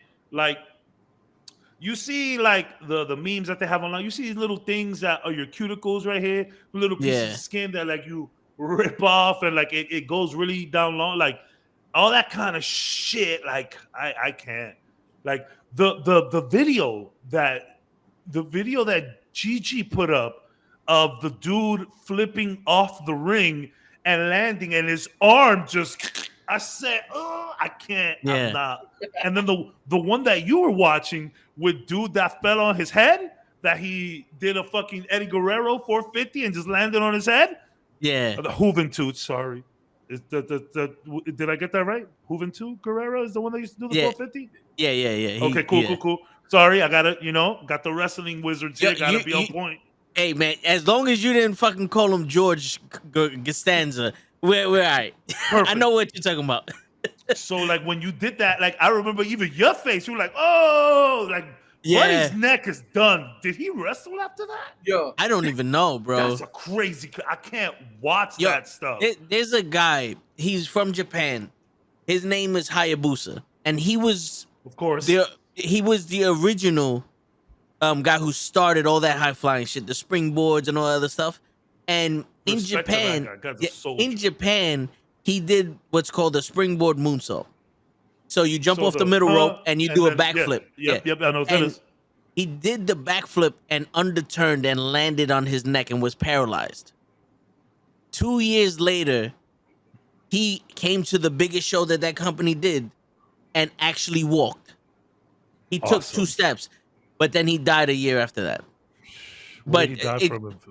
Did you know? I think it was just one of those, like, he spent all of his energy trying to walk, and it was just Yeah. like he gave up, like his body just gave out. But yeah, a lot of those wrestlers, those they call them high risk for a reason. Yeah, don't keep telling me wrestling is fake. Keep telling me it's Yeah. fake. Yeah, I don't see Vin Diesel needing the full body casters or getting hit by a fucking Ford Escort at 90 miles an hour. I say it all the time. Wrestling it ain't fake. It's choreographed. If you can watch The Raid and enjoy the fight scenes, you can enjoy wrestling. Like, Yo, Yes. I don't understand. that's the I don't thing understand. that pisses me off the most. I don't understand. When Like people are it's- like, "Oh, it's a fight scene. Yeah, Yeah. and then I tell them that they're like, "It's fake." I'm like, "Yeah, but so is every movie." And I'm like, "Yeah, but a movie is scripted." I'm like, "So's that." It's the same There's thing. no fucking. It's a live stunt show. It's Like, not fake. Yo. It's choreographed. You know, I tell, like, when women say it, I'll go, so is your hair, so is your nails, so Yeah. is your eyelashes, so is your height. Like, you want me to keep going? Anything. And I'll still fuck you. So So I'm gonna watch wrestling. yes, what's the problem? What's the problem? That's some real shit I've ever heard in my life. You know what I'm saying? Like, That's some real shit right there. My man, Fuck. yo. Now, yeah, the clip that Dave sent everybody that they threw homie off the cage, and they were like, "Oh, there's a bunch of yeah. of stuff down there." I'm like, "Yo, your favorite MMA fighter won't do that. yeah. Maybe You know- it's because they're worried about getting injured and fucking up their money, but no, it's just because that's crazy. And these people get paid a fraction of what these pro fighters make." Yeah. You know, Frank Mir actually had an interview with a wrestling podcaster interview. I forgot his name. I hate Frank Mir. Yo, but Dirty ass. Frank Mir said that he actually started training to be a wrestler, and he was like instantly, he was like, nah. He's like, yeah, fighting is more dangerous, but wrestling takes a toll on your body like no other. I can yeah. have a fight and come out unscathed and be good. I can't have a wrestling match and come out unscathed. No matter how much you want to say it's choreographed and predetermined, these motherfuckers come out of that ring hurt. Yeah, man. Yo, Every picture time. this: you're landing on a surface with minimal padding, made of wood. It's Yeah. wood planks under there. Yeah. You're running into rope that's cable. Yeah, It's not like fucking. they bruise It's it. not Twizzlers. Like, Yeah, Like these motherfuckers got lines coming Yeah. because they do this to that shit is. I And- could guarantee you that they got scars. Just get out Oh, of yeah. here. you know, Get outta and you here. know what the crazy shit is? Like, fighters and sports athletes are they pop for like steroids and shit like that, right? So like most of them, like, you overdo it and your body crystallizes and all that. A lot of wrestlers were fucking hooked on some form of pain deterrent. So it was pain pills or like cocaine or something to numb the pain because Yeah. they're always in pain. The Wrestler with Mickey Rourke. Excellent movie. Incredible film. Yes. Jesus. Like, bro, but here we go again. Just Ric Flair actually has another match coming on. I know. That's Yeah, insanity. it's gonna be him. I forgot who his tag team partner is, but versus Jay Lethal and Jeff Jarrett. I hope this doesn't take like extra years off his life, Rick. Be careful out there, man. We love He you, wants to die in the ring. He wants to die in the ring. Yes. Which I Yeah. mean, kind of poetic for Ric Flair. I was gonna. Yes, I was but gonna not say for something us. like that. I don't Not want to for us. hear. I don't want to hear about that. I don't want to see that. Yeah, same. That'll It's be not. pretty sad. It's. You're not dying in battle. You know what I'm saying. You're not a gladiator. You're not somebody in war where bro. So You're we'll be like, literally yo, chill, yo, this is fake. no. Chill. At this point, you're committing suicide. Like you're committing consistent suicide, bro. You need to pay the bills. Yeah, your Yeah, arm is not going to end up in Valhalla. No. Yeah, you're not Owen Hart where it was a freak accident. You're not the many wrestlers that died. Like What was his name again? The Blue Blazer? Blue Blazer, Blue Blazer, yeah. The Blue Blazer at the time? There was one wrestler that Rey Mysterio did a 619 on in Mexico and he wound up dying. But his That's how Rey Mysterio died? No, that's how the guy he was wrestling died. Oh, I was like, Rey Mysterio. I was like, Rey Mysterio's dead? Rey Mysterio killed someone in the ring. I But the remember thing was, they showed that shit. The guy had a severe concussion the night before. Oh. And he didn't disclose it, and he just went out there and wrestled anyway. So with that extra head hit, it killed him. I do remember that now. There was a New Japan pro wrestler that took a clothesline, and his head was pretty much decapitated because he had so much of a neck injury that when he got clothesline, the bone snapped off. The skin was still intact, but his head was decapitated from his body. So it was essentially an internal decapitation. Yeah, so like the skin was still there, but he was fucking gone. Yeah, tell me wrestling is fake again. Yeah, go ahead. I dare you to be a wrestler. Meanwhile, these chicks from the fucking Basketball Wives are reading scripts and shit. Oh man, yeah, wrestling is so crazy. What these people do for our entertainment is just wild. Yeah, and it's similar to what to my worst movie going experience ever. And Spider-Man. Huh? Spider-Man. Spider-Man. not Spider-Man. Paranormal Activity. Oh God. Shit. I had requested, because at the time you had to go onto a website and request that it played in the theater because it was a low budget movie, blah, blah, blah. I requested it. New Rock picked it up. I went to go see it. And for some reason, as we talked about last week, I had to bring Vin. I had to bring my mom. Everybody wanted to see this movie that nobody fucking knew about and nobody gave a shit about. And oh my God, my mom talked so much throughout that movie that people were commenting on the woman who ruined the movie as we were walking. They didn't realize it was her. But as we were walking out, people were talking about how much she ruined the movie.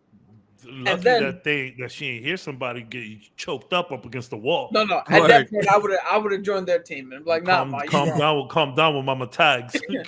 calm down. Word. Here's the funny thing. You get the shit rocked. Here's the funny thing. Just like people who don't understand why we watch wrestling, my mom didn't like the movie. Yeah. But when we come home, I go into a room an hour later. What the fuck is she watching? A Ghost Hunters marathon. I'm like, you want to talk about some bullshit? Like, I forgot who I was, some comedian, and he was like, "Yo, these Ghost Hunters shows are so funny.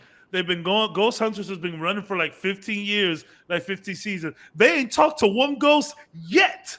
It's so fun. They keep doing the show though. They have not made contact with a ghost once. It's so funny, but I respect all of that stuff, and I don't like to get into it because I've seen some weird stuff, man. But Blair Witch was a phenomenon. Yo, you want to talk about if you ever make a Spanish hero? That you want to go with this culture, no matter what. I've never met a Spanish person who doesn't have some sort of, even if they don't believe, there's some sort of superstition with the supernatural that they don't fucking touch. Be like, yo, I don't believe it. This is what you hear. Yo, I don't believe in that stuff, but I respect it. Like, it's. I know there's something going on there. I just don't want to. But what a phenomenon the Blair Witch Project was. For better or worse, what that movie did to cinema and to people. I remember the conversation surrounding that movie. Like, yo, is that real? Did that really happen? It's just a bunch of stupid kids filming. I will never forget that shot at the end of that movie where it's just homegirl in the cabin just stare. You call that real or not? That shit lives in my head rent free, and I've been trying to kick it out for the last 20 years. Like, that is a weird image. Yo, speaking of weird images, we got a special intro real quick. Yo. I'm Batman. Here, What the? Yeah, wait, okay. I'm sorry. That was the Thor: Love and Thunder of all show intros. You've done a Listen. show. Hey, you got to try everything, baby. Wait, is that a Ninja Turtles hat? No, this is That's Batman. Batman. Pew. Oh, I mean, no one sees Donatello. Am I the only one seeing Donnie? I do. Not Now what that- because now that he you looks like a mention it, ninja. Yeah. Yeah, What's up, guys? Let me turn on this. What's that song? It's He's that hopping out the mask. seat looking like a Ninja Turtle. because that mask. You sure that's Batman? That's more like Black Panther right now. Listen, I'm Yo, both. That's the saddest Batman I've ever seen in my life. Yo, word. Yo, He is. That's Michelangelo knockoff. being Batman. No, that's the knockoff. That's Batman. Not That's Batman. Batman. That's Bat Yo. person. bro. Yo. So I'm so glad you said that. And we have veered off from Miss Marvel. Promise we'll come back. When I have my best friend growing up, my birthday is a day before his. So for birthdays, instead of just switching money that our parents would give us, like, oh, let me get $20 for him. Oh, let me get $20 for him. And we'll just switch the money so we could actually look like we were doing something. We're like, yo, let's just get each other some gifts. So one Christmas, yo, I feel so bad. I mean, he should feel bad too about this. It was late. I didn't get nothing. I literally bought this for him Christmas morning. One of those little shops was open, in the Heights. There'll be something open. I bought him a Batman action figure, but the fucking logo said Batman. It was one guy, but it still said Batman. And I gave it to him, and he looked at it. He was like, really? But then he gave me thermal socks. Come on. Yo, thermal socks are more useful than Batman. Although, that's what I was going to say. I rocked the shit out of those thermal socks. The motherfuckers kept me warm as shit during the winter, bro. I was like, damn. I was like, yo, well, you got this. But yeah, all of those weird knockoff action figures could get really messy. I saw there was on Instagram, it's some shit that said like Marvel superheroes or something, and Batman was in there. Like, what? It's Chinatown be wildin'. No offense. You get your money how you want to, but y'all knock off anything. You go to Chinatown, you can find anything there bootlegged. Yo, anything. I can't wait till we get to the point where they start making bootlegs of bootlegs. Yeah, I'm a bootleg the bootleg DVD. You can't even see this shit. Give me 50 cents, it's yours. You just get the audio. It's a podcast movie. Yo, bootlegs are gonna get so bad that they're just gonna hand you the actual DVD from now on. Yeah, like I took this from Best Buy. You just here, take it. Yeah. I do miss the days of the bootleg DVD, 3 for $10, 5 for $20. I do miss those days. Yeah. We used to have a guy that came to the crib fucking with new shit. Just I got this, I got Star Wars, I got this. All right, let's go watch it. $5. Bro, these guys were entrepreneurs. I don't care what anybody tells me. Word. So can attest to this. I can't stand a fucking bootleg movie. I don't care how good your copy is. If I'm gonna watch a movie, I'm gonna go support the people who made the movie. 100%. Yo, What would piss me off? Like, I don't even download music. I buy my music. I was gonna ask that. Does it go the same? You know what's crazy that you say that, Cap? When Dark Knight came out, I saw Dark Knight in the theaters like 3 times, maybe 4, maybe. And then the girl I was courting at the time. Nice word. She pulls up with the bootleg. Now I was like, get out. I was like, yo, like we was up in the Bronx, I think right there by New Rochelle. In fact, me and her went to that theater to watch Tropic Thunder, which was like, I want to say like 6 months before I got out here in 2009. And we watched. So like, I'm like, yo, I'm down. She was like, yo, you've seen this movie 18 times. I'm like, yo, I'm down for 19. Let's go. I'm with it. Bro, the movies in New Rochelle was like whatever. Like it was nothing. I think it was $7 Tuesdays or something like that. Yeah, I remember free. that. Yeah, I and it's remember funny that. because her paychecks used to come in on Tuesdays, and Tuesdays she didn't work, so that was the day that I was always hanging with her. It worked, but so I watched the bootleg. Yo, that was the worst fucking bootleg in the world. Shit. The bootlegs are bad, but bootlegs of dark movies, you just game over, man. You're not seeing anything. I have my colleague. He lent me one of those movie websites, Flick Store. It's an official one though. It's like one of the official ones. I forgot what was the one called before, but it's the same thing. So they have new movies that are playing in theaters, good quality, man. I was like, shit. So I see No Way Home. I had already watched No Way Home a few times, but I saw it there. I'm like, fuck it, let me watch it. It was a bootleg. And I was like, why is there a bootleg movie on this site? That's so weird. Bro, midway through the movie, I guess one of the ushers was walking by. You can see him take the camera off the tripod and it's facing upwards. So for like a good 5 minutes, you don't even see the movie. Oh, shit. Worst bootleg I've ever seen. Like the hood bootleg dudes would put a hit out on you for something like that. So do you watch bootlegs now? Like, Nah. With streaming, how the fuck you watching bootleg? Word. Yeah. Well, I mean, like, you just there's still bootlegs out there. There's still people selling them. You don't see it as often. Like it was a fun time in the world when those things were out. But don't get me wrong. Like if I could avoid the bootleg, I'm avoiding the bootleg. Because before we show the question, because he wanted to answer the question that Cap said. Yes, sir. I do not watch 3D movies. I will not watch a 3D movie. Is it because you don't like it, or it fucks with you? Oh no, because I don't like it. I saw Thor Ragnarok in 3D, and I'm telling you now, I'm watching it, and I went like this. Shit, I don't. Oh yeah. He slapped the shit out of 3D somebody? glasses. These are 3D glasses. I just took the lens up. Those back. Fuck that. Yo, I went like this. I literally went like this. I said, "This is better." And I was like, "Yo, dude, I will never ever watch another movie like I was drunk." That shit was so fucking blurry. Yeah. I was like, "Yo, dude, I don't give a shit if I gotta wait 2 weeks for it. I even told the crew. I said, "Don't ever ask me to watch a movie in 3D again. I will not go with you." I don't like 3D movies either. Have you tried the one with the actual dome? With like the VR headset? Yeah.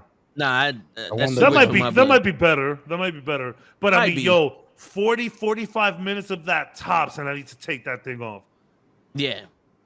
Unless you got that shit like fucking cold as shit, because I'm gonna be sweating in that motherfucker. Yeah, you're sweating and that's the thing. If you wear glasses, forget about it. That's just uncomfortable all around. Yo, facts. Yeah. So before we get into Ms. Marvel again, back to Ms. Marvel. Ask Cho the question. Yes, sir. If you had no restrictions put on you whatsoever, what is your pie in the sky dream job? Definitely something in entertainment. But honestly, the way everything is going right here with you guys, man, making millions of money, sponsors, YouTube, Spotify, everybody calling on us. They want us to sign an exclusive. 50 million. Oh, baby. Something like that. Sure. Are we getting paid $50 million or 50 million money? Millions. 50 million money. I think 50 million money is a little bit more than $50 million. It might be. Oh, by the way, I see. My bad, Big Food. Missed you in there. He's been in there. Yeah. And Flocka, yes, for the love of God, watch Ms. Marvel. It's a good show. Yeah. It's a really good show. Very good. Speaking of Ms. Marvel. Yo. So you made us wait 3 hours to ask you that question for you to just say you wanted millions of money? No. All right, keep going. There you go. We'll let you elaborate. Yeah. To be honest with y'all, I would have been here a lot sooner. I just had to prepare myself since I got out of work a little late. I thought you could be. I've been here a lot sooner, but I got here later. If I'm not back in 5 minutes, just wait longer. I'd have got here sooner if I didn't get here late. Yeah. I would have got here sooner if I felt like it. No. I got here sooner, but I just didn't feel like it. No. I Word. would have been blank. I needed to see what you guys were talking about, so I went and actually watched the episode, so I could actually be able to talk to you guys. It was great. It was great. Can you do me a favor? Yeah. Can you take the hat off and flip it upside down for me real quick? Like that. Oh, it's a hoodie. Yeah. Oh, it's a whole thing. Nah, it's just the hoodie. That makes more it's sense. a towel, bro. Now it makes more sense. It's I was gonna say, it's okay. a towel, bro. Damn, I didn't mean to make you do all of that, bro. Forget it. It was simple. It's a towel, bro. It's my son's towel. I really thought that was like a hat. My man wanted an elaborate tune. I think the face upside down looks more like Batman than it does right side up. Your towel looks more like Carol Burnett. He looks so surprised. He looks shocked. So I think upside down it looks like more like Batman. Like turn it upside down. Now that's Batman. There you go. Yeah. That's Batman. You see what I'm saying? I'm not crazy. Still keeping the comics. Still keeping the comics. Go ahead. Very nice. Very nice. Elaborate on your answer. My bad for cutting you off. No. So I would have been here a lot sooner, but I had to do, my research, and I totally forgot what I was going to say. So, Bruh. You threw yourself off by showing up on time. Word. Don't ever show up on time again. My apologies. What was the original question? That was a question. Like, if you besides the podcast, like, if you had like anything that you can do, no restrictions, what would be your dream job? I always wanted to try it. To be honest with you, not even I always wanted to try because it's still a dream. I still write. I always wanted to do stand-up comedy. Nice. Yeah, and I never. To this day, I haven't had the balls to do it. But the day I do, all you guys are invited. Well, I'll be there for that. I will fly to New York for an open night. Yeah, I got my fake laugh ready. I will heckle the shit out of you. Damn. Hey, crowd work. Crowd work is okay. Crowd work is all right sometimes. Yes, sir. I could work off of that. But yeah, doing stand-up, maybe branching off into other things. Acting. I would love to do. You know what's crazy? It's a guy that reminds me of me. And I'm like, yo, he looks like me. He acts like me. I might be a little funnier because some of his jokes are corny. But y'all ever heard of Little Rel? Little Rel? Is it Little Rel? The guy from Get Out, the officer. Okay. Yeah. Okay, yeah. The fake Kevin Hart. He was He was Ryan Reynolds' best friend and Free Guy. I'm like, yo, he reminds me of me. Like, I could do everything he's doing. Yo, son, you really do look like this kid. Hey. So I'm like, yo. Sometimes, he's funny. I'm not gonna lie. I'm like, I think I could try it. He wasn't Free Guy. Free Guy was a cute movie. Was it a little too cute? There you go. It got too cute sometimes. Yeah. Yo, I feel like we're in Pee-wee's Playhouse, and every time the word cute comes over, he said the word. It's a little too cute.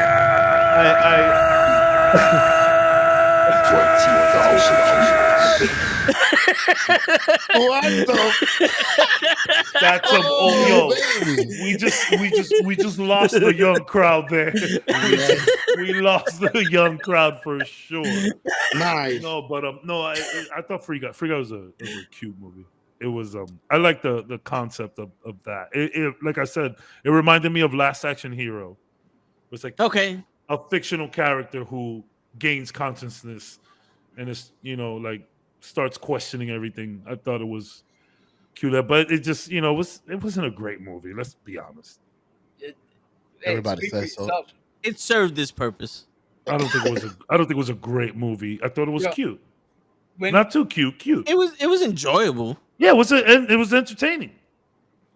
Yeah, definitely. A movie has greatness in it when you have a woman fall in love with a fictitious character, and the writing staff is smart enough to make the fictitious character go, no, I'm not real. Whoever made me is real. Go find him. Yeah, go get that guy. Like that's the type of fucking smart writing I want in my movies. Word. The cameo with Chris Evans when he brings out the shield. It was good stuff. I was thinking, yeah, like he just phoned them up, like, yo, Chris, you can do me a solid. I'm doing this movie. We make a Captain America reference. Chris Evans was like, oh hell yeah, put me in. I got you. Man came. He probably did that shit. He probably recorded that shit from like wherever he was. Yeah, he's somewhere like like he didn't need to show up studio I for ain't that. know that. Yeah, I don't need to fly out for that. But Miss Marvel. Yo, Cabs, wait. Question. Yeah. What are the measurements in this cute meter? Is it cute? Too cute? Like I need to know. Like 5 times 7 over mx plus b times pi. Equals too cute. Yeah. Bruh. what the? How many? Too cute. If I could put it in like regular terms, too cute is I use the term too cute when something overstays its welcome. I guess that's like the best way to like call it out, or like when you try to do something for the sake of doing it and have no, like Cap says, no nuance behind it, no thought process to it. When you're just doing something because it's cute, it's cute, then it's too cute. Like in Thor, the goats, too cute. Like stop trying to like you don't have to. You have to pander so much. Too cute is when you pander too much. Yes, I think pandering is where I started using that term from. Like when you're trying to do something just to get a rise out of a very specific situation, you're pandering. It's too cute. There you go, ladies and gentlemen. This is the best way to explain it. I might have to write a whole fucking essay about it. Hey, that's It's the like- beginning of the video. It's like 5,280. You know what the significance of that is, Show?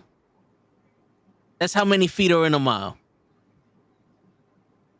Where the So, fuck you got that from? That's the composition notebook. I actually read the back. So, and this I've never used the back of a composition notebook. Got him. dog. Oh, yo, dude. When I'm bored in class, I'll read the back of a composition notebook just because. Like, let me learn something. I'm in class and I'm paying attention. So, Cabs, would you say that a person who says, "Oh, it's just a mile down the road," is fine, but a person who says, "Yo, it's 5,280 feet," You be too cute. You be too cute. You way too cute. You way too cute. We're gonna have a whole podcast. Ask Cabs if this is too cute. What's There the you go, number? That's Is dope. this too cute or not? You know Ask what's too Cabs. you know what's too cute? When people say their children are 27 years old. Oh, word, He's baby. 2. They're 2. Word. They're 2 Word. years old. 2 Just and a say half. 2. I'll allow the half. You don't even have to tell me 2 and 3 months, 2.5. They're 2. Round up. If they are 2 years and 6 months, They're 2. they're 2. If they're 2 years and 7 months, They're they're 2. 3. Nah, They're 3. keep it at 2. Yeah, man. Like, So he that shit turns is 3, he's 2. That's it. Yeah, keep it simple. 27. Oh yeah, he's 27 years old. So he's 2. I'll be calculating. and Wait, 4 12 months. divided by 3. Then 3 You know- months. You know what's funny? I've never heard anybody include the year after saying how many months. That's new. What do you mean? It sounded like you said that the person would say they're 27 years old. Well, they're 27 months old. Sorry, Oh, that was just okay. that was just a mistake. Yeah. Yeah, they're 27 months old. Like, But No, I can believe here's the that, thing. though. I wouldn't put it past people to add the year in there and shit. yeah, because people are dumb like that. You know something else that I hate? When people have odd spellings for regular names. Like, bro, like the name is Adrian. You don't got to put H's in there. Just spell it normal. Spell it normal. HOESAY. Yeah, like, bro, just it's Jose. Like, I hate that. Dude, I don't know if it's a Nordic thing, But one of the shows that I was watching, there's a character named Ford, but there was a J in it. Fjord. Yeah, like Yeah, I was like, why the fuck would you put the J if it's?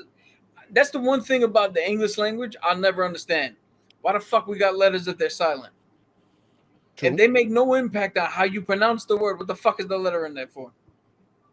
like I was hoping you knew the answer, but like No, pterodactyl. Yo, you're talking about a fucking kid with dyslexia and other. Like I knife. once got in trouble because I was doing my side class, and teacher's going over the thing, and she's like, Vic, all right, your turn. Spell extraterrestrial. And I looked it dead in the face and went E.T. That is did the That's funny. Did the kids ball out? Come on, that was good. If they got it, that not everybody might have gotten that one. Here's the thing, Show. The reason you and Toe are the comedy duo is because I'm not fucking funny. So you said it. You make me fun. Sure. I don't know. I wouldn't You say sure that coming not out your funny. shell? You liar.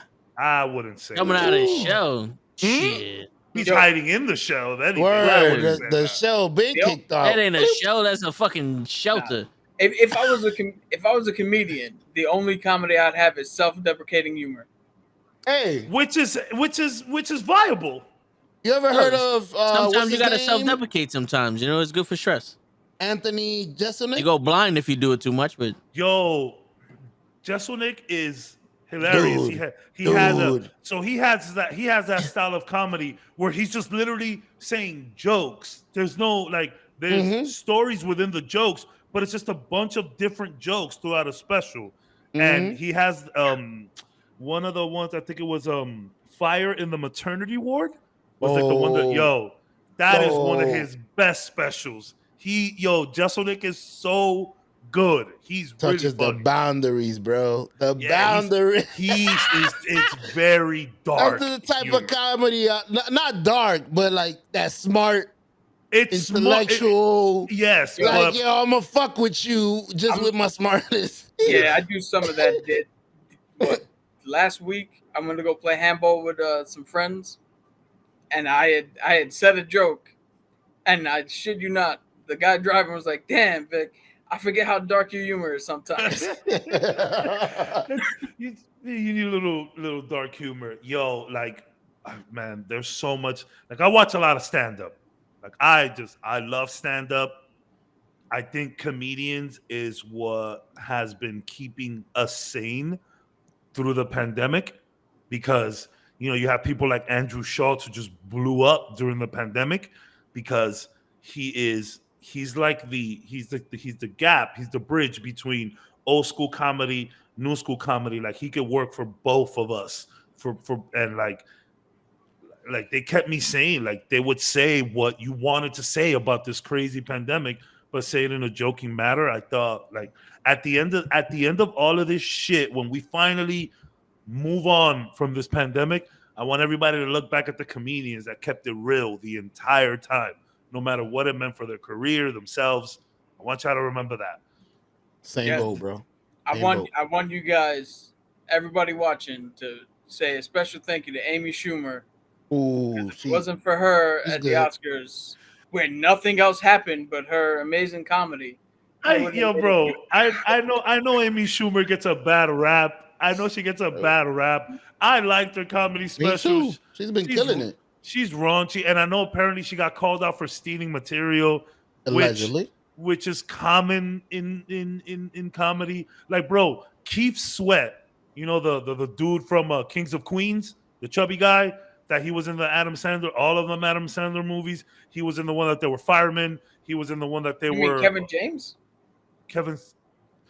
Sorry. Keith Sweat is an R&B singer. No. Hold on. I didn't say Keith. I said Keith. I said Kevin. I said Kevin Sweat because he had that comedy special. Kevin James, Sweat the Small Stuff. No. You said don't sweat. I'll review the tape. Sorry, Kevin James. No, we get. I get it. Sometimes he stole jokes straight out of Seinfeld. That whole comedy special is straight Seinfeld. Even the whole maze and the cheese, Like they all steal jokes from each other. I know people have their things against Amy Schumer. Nobody wants to see a white girl talking like that. I get it, but No, I think she's fucking funny. I think she's I just funny. want to clarify because again, like I said, I'm not funny. The reason Allegedly. I brought it up is because Oscar night, Yeah, she had a joke where she was trying to hit on somebody and it fell flat as it was fuck. bad. Yeah, it was bad. So I was just trying to make light of like that was the only thing that happened at the Oscars and not what the other thing that happened. The other thing, yeah, no. Amy is controversial. Yeah. She was in that movie Trainwreck. Good Which movie. I I'm heard not was pretty mistaken. good. Correct. Trainwreck is hysterical. Hilarious. Yeah. I heard that John Cena and LeBron James actually killed it in that movie. LeBron James did not kill it in that movie. I don't think LeBron James could act at all. So But- he saved all of his best for Space Jam? But I knew you were gonna fucking say that. I knew you were gonna say that. But I would say that it's some of the best that I've seen him in. John Cena is the weird tough guy who is like, kind of like very, the tough guy that's like real feminine under, the one that's like borderline gay, the frat house dude that, Works slaps out a lot. ass, but thinks Yeah. he's, that guy. And it worked, but Amy is really funny in that movie. I like that movie a lot. Yeah. So I gotta go Marvel. check that out again. Miss Marvel. So Miss Marvel. Yeah. So Yes. Miss Marvel. So What do you think you about get Miss Marvel? into Tom? Okay. I was just going to Miss bring up Marvel. earlier how I mentioned when the trailer first came out that I thought, oh, this is going to be the first Marvel property that's not for me Yeah. as a 36-year-old white man. Yeah. Boy, was I wrong because yes, she's a female, Pakistani teenager, things I'm not. But everything else around her, I completely relate to. Mm-hmm. The Family. whole the family dynamic. That I don't like weddings. That looked like a fun wedding to go It to. was like a fucking incredible wedding to go to. Yeah. I like weddings though. Yeah. They're a friend, Nokia. I fun. Nokia. You don't I care don't know for how to pronounce it, but I relate to her being the light-skinned Puerto Rican, where I'm, Spanish to the whites, not Spanish to the, Yeah. I live in that world. I played in that Mhm. world. I know exactly what the fuck she's going through and all that. I love how Right. they called back to. I love how her and Zoe, make amends at the end. Very much so, like in the comics. They kind of just like put away the differences. I thought Nakia was a really underrated character in this whole thing. I've said it a few times. I love the whole dynamic with her. Yeah, like I think we were all a little nervous, right? I did say that I'm cool with the high school stuff. I'm gonna reiterate that because give me some high school stuff, man. I'm fine with that shit. This shit is funny to me. And I think episode 1, we were like, oh, okay. But episode 2, so tell me about that intro. Bah, bah, bah, Oh, where she's all confident and Yeah, shit. yeah, that was fucking dope. She comes in like, with the basketball. She's like, yo, it's not Camellia, it's Kamala. Yo, Word. so good, man. And Yeah. Excuse me. Get out of my way. You in my Yeah. locker.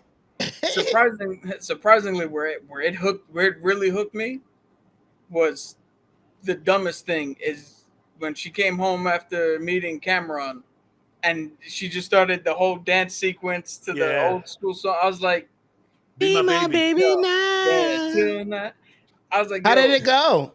that song hit home because that just reminds me of old times in our fucking Ford Fiesta.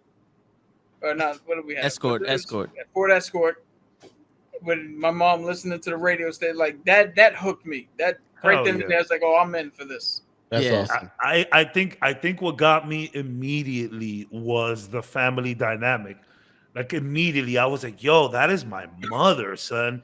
And the more and more and more we went on until the last episode, like I mentioned earlier, I don't think my mom would be okay with me being a superhero, even if she knew that I wouldn't get hurt. My mom would find me in the middle of the street. My mom will put up the bat sign to whip my ass. You know what I'm saying? She'd call me to whip my ass. Like, I told you not to be doing this shit. Like, I know it's you.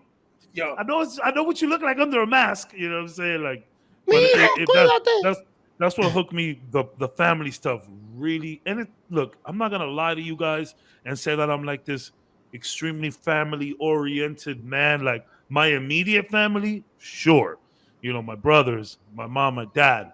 But like, people call up like, "Yo, yeah, I'm in town from DR." I'm like, I'm Okay. working. Like, what I'm saying? Like, Busy. feel me. Like, I'm not trying to say that like I go out of my way to see all my family. There's a few family members that are the different breed. I have Must Yeah. some, see. I have some cousins. I have some cousins on my dad's side. Those people basically raised us. They live, Mm-hmm. they live up the road here. We don't see each other much, but when they come through, it's all love. But the family stuff really got me to the point where I had a family member call me from DR, somebody that I haven't spoke to in a while. A lot Hello. of a lot of my stuff, a lot of my family stuff in DR has been weird lately. And Uh-oh. today I picked up the phone and I set up a little meetup. It's a onto mine. We're gonna be hanging out next Monday. Nice. So I'm telling you, like Awesome. this the Awesome. show kind of like I was there's a lot of shit I'm not gonna get into, but there's a lot of shit going on with my family back in DR. And I was like, I don't know if I want to see anybody, whatever, but I'm gonna do it. It's a lot to do with the show. Like I am gonna try to be a little bit more family oriented, hang out, let's go do some barbecues and shit.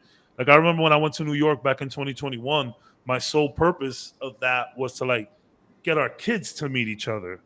We all have fucking kids. I mean, the kids, every like, we have a friend of ours who's in Atlanta. I'm here, and then there's a few of them with kids over there. I really just want to get the kids together, and we got a few of Mm-hmm. them together. Just our kids need to know each other, and they didn't Mm-hmm. hang out much.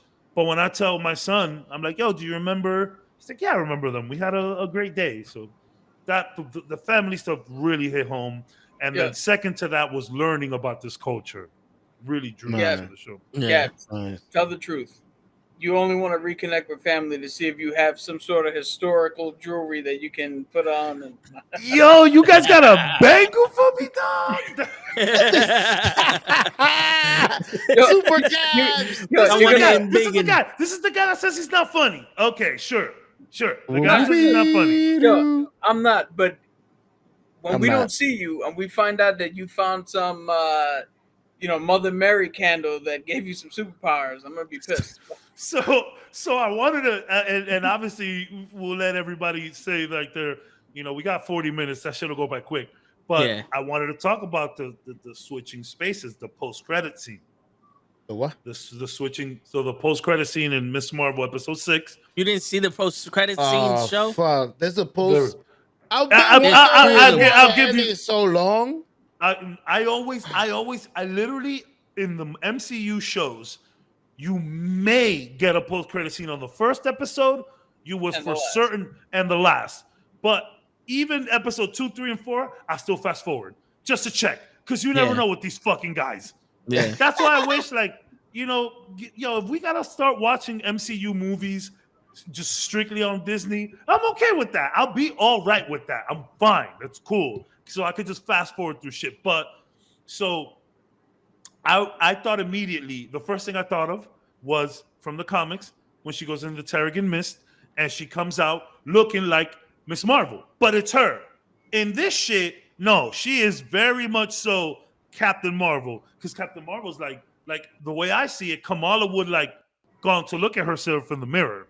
She'd be like, "What the hell's happening?" So like, what do you guys think about that? Like, we literally said it, Cap, last episode that I'm not really hype about the space stuff, and because of Kamala, I am more excited for Captain Marvel, but it was still like, what'd you think?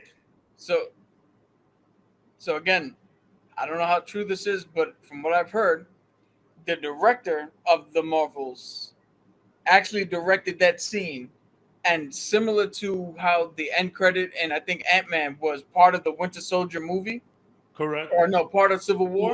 It's Infinity War. That was When they Civil got War. They had Bucky locked in the thing. wait, I thought you meant in Ant-Man and the Wasp when they No, just the Ant-Man one. Okay, They had an end credit scene where Cap and Sam are talking to Bucky, and his arm is locked in the vice. Yeah. And that's part of the actual Civil War movie. Mm-hmm. So, like I said, the director of the movie directed that scene, and the speculation is that's a scene from the movie, Yeah. Okay. which I'm okay with because, to be honest, the number one reason why I wasn't hyped for the Marvels before, even though I'm one of the rare people who like Captain Marvel the movie. And you actually give Brie her props too. Yeah, I wasn't hyped because I was like, how does this girl from Jersey meet somebody who never on this fucking planet? Mm. So the fact that you throw her into the conflict, and it's a situation where she's bugging out because she doesn't know what the fuck's going on. Captain Marvel's got to fucking get to her, and when they finally meet, Captain Marvel's like, "Yo, I gotta get you home safely," and she's like, "Oh my god, you're Carol."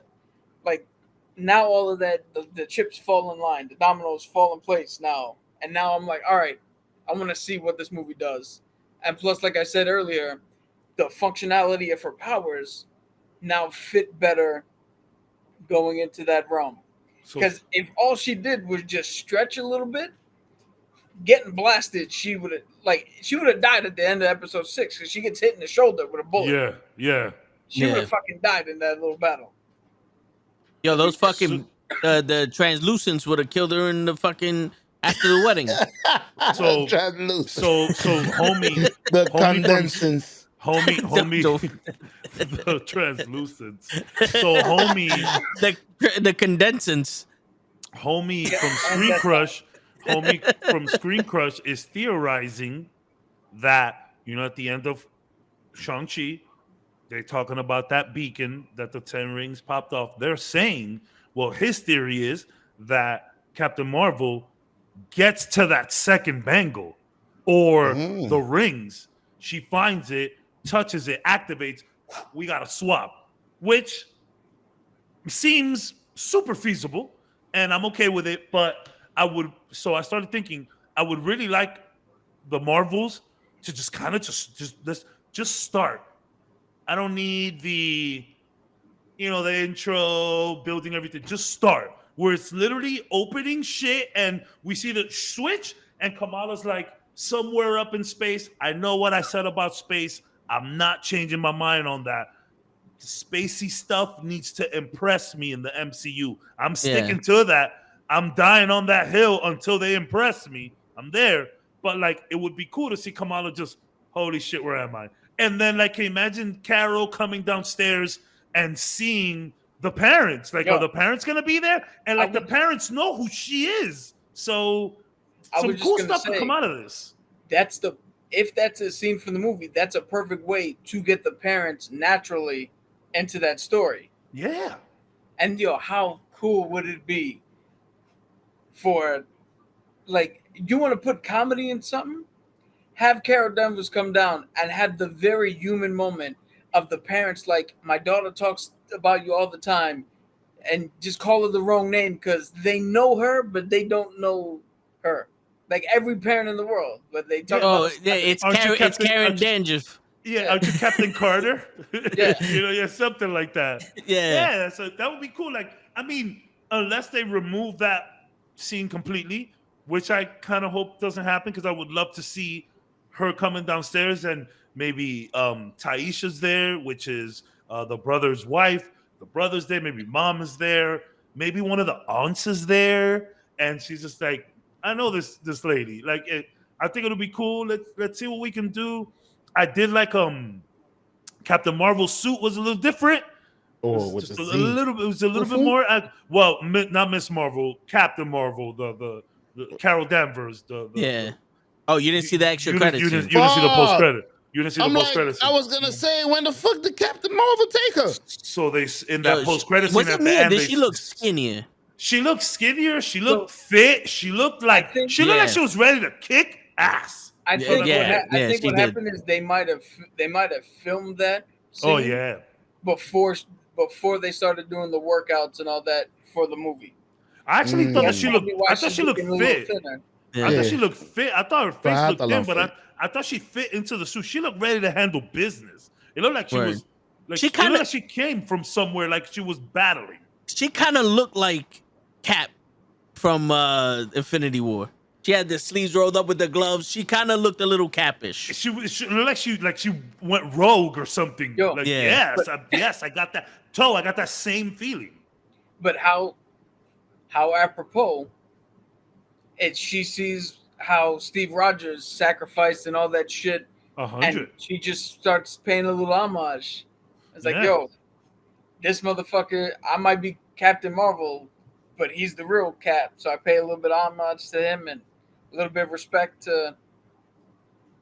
That would be great. I love how she's like looking at the room, like, what is happening here? Yo, I how gotta would go Grab back the for shit. that. Yo, how would you feel? How would you feel if they meet Carol Danvers and Kamala goes, "I'm Miss Marvel," and someone goes, "Well, you named yourself after her," and she goes, "I'm Captain Marvel." What the fuck are you talking about? Oh, How would you feel? How would you feel? Shit. Oh, Ding. oh. It's like, oh. yo, Like I if don't that want to happens- hype myself up. I don't want to hype myself up. If that happens, I don't know if you token Just attest blew. this. In the original, in the Infinity Gauntlet saga in the Nope. movies, Yeah. right? There has been countless times where something would happen in the movie, and I would be the only one in the theater to react to it because I'd be like, I know what that is. That's gonna be one of those things where she Yeah. says that, and I'm probably gonna be the only one to be like, ah. Like I understood that reference. He's gonna So, get okay, up so- and punch the guy next to him, like, "I know." So hold on. If I'm not mistaken, in the Infinity Saga in the comics, isn't it Captain Marvel who ends up taking out Thanos? Not it's Marvel. It's Adam Who is it? Warlock. It's Warlock that takes him out. Okay, cool. Yep. Cool. I don't even think, to be honest, I don't even think Captain Marvel was in it. Not her, the original Either one of Marvel. them. I think he might have been in the fight, but he got dusted. Okay, cool. Because I Yo, was that- like, I got a question for us. Y'all Go. screwed my No. stream. I didn't want to. Private chat. I didn't want to interrupt. I just found a way to say something without interrupting your conversation. You reminded me of something, Cabs, and I wanted to ask you. It was dope that everybody knew who Kamala Khan. Like, well, not everybody. At least the family, and some people knew who she was, and it was a good aspect to her character. And I wanted to ask you: is there any other superhero y'all wish their immediate family or somebody knew who they were? oh, that's a really good question. But the only one that doesn't know, and I don't know if they changed it now, but historically, the only one who didn't know was Aunt May. Is the only Marvel family member that didn't know her nephew was Spider-Man. And she Everybody definitely knows else- no. Yeah, secret identity is not really a thing in Marvel. Not Okay. anymore, Pretty at much least. people know. Okay. That But, was something when I was watching that I thought of. But go ahead. My bad. But I mean, come on. Let's get real with superhero costumes. You put a domino mask on a person, you still know the person. Yeah. Like she True. doesn't look any different. No, if you she know has her. the little glasses. Those are goggles. But I tell you one thing: Show takes his glasses off. People are like, "Who the fuck is that?" That is crazy, bro. And I Yeah. know Hang your people with glasses off. masks. I know. People look Hang your mad glasses different. off, Show. People look mad different without their glasses. Yeah, but that's only because you got like the smallest eyes in the world, bro. I have big eyes. I have big eyes too. I'm not a glasses person. I'm gonna say, whoop. I've got big eyes. I don't have an accessory face. Like But you look glasses, fly with hat, some glasses. You from glasses, Florida. hat, An piercings. accessory space. I don't I have got an made accessory fun of face. in the Navy for wearing sunglasses. I Yeah, can't be Mr. Potato Head. No, he said no no, accessory I face. hear you, Cap. Like I just do not look. Even a hat. I wore a hat for a little bit. I can't even pull off a hat. No, you know what it was? I wore my sunglasses. I used to wear sunglasses all the time. I have my sunglasses that I have now. But my boy, every time I put my sunglasses on, he'd be like, you need your safety glasses? I'm like, what? because he thought that I was more confident when I wore my sunglasses. Oh, okay. Little did he What know. the- Little did he know. I I don't. can see now. I don't believe. No, I don't believe in confidence and all that bullshit. I walk different when I wear sunglasses, because the type of glasses I do are not like actual. They block out the sun. Nah, they do. Sometimes it's actually a little bit worse for me seeing. So I got to be on a little bit extra guard, especially when I'm in a fucking country like Italy. I don't know the language. I don't know the people over there. Oui, So I oui. walk differently as like a. All right, everybody here knows in New York, when you walk in New York, when you walk the streets, it's a different walk than when you walk around your house or Yeah. you're like Oh, you have yeah. to walk with an air Purpose. of like Purpose. Stay like out I my dare bubble. you. You have to walk with Word. an I dare you face. Word. And when I put on the sunglasses, it's a little bit of an extra I dare you because I Mhm. can't fucking see. Literally the sunglasses I have are double rimmed and it's fucking crosshairs blocking my vision. Yeah. So I love those glasses, bro. Those little spectacles. They're Yeah. not even glasses. They spectacles. They're for looking at can't- diamonds. I cannot put any of that stuff on, bro. It's just I don't have that face. My face just needs to be bare. Yo, my face is too wide for glasses. I But, feel like- the same. I have the head for a hat, but I can't stand wearing hats. Not Now, even till especially I cover the sun. especially now when I'm bald. Oh, if I'm freshly shaven, I can't wear a hat to save my life. The shit will fall off my head. Yeah. The shit will fall off my head. No, it's hilarious. That's some New York shit. Motherfuckers get a whole fresh cut to just put on the hat. Your Like, word. yeah, I saw that video of Papoose, the rapper, getting a haircut with a fitted on. Like, okay, we get it, bro. You're from New York. You see, that's too cute. You're being too Yeah. cute. That's It Yeah. is. Cut it out. It is. Motherfucker. So I want to ask you, what are your overall thoughts on Miss Marvel as a series, and where do you put it with the other series on Disney Plus? No question. At the beginning, I was feeling like it was a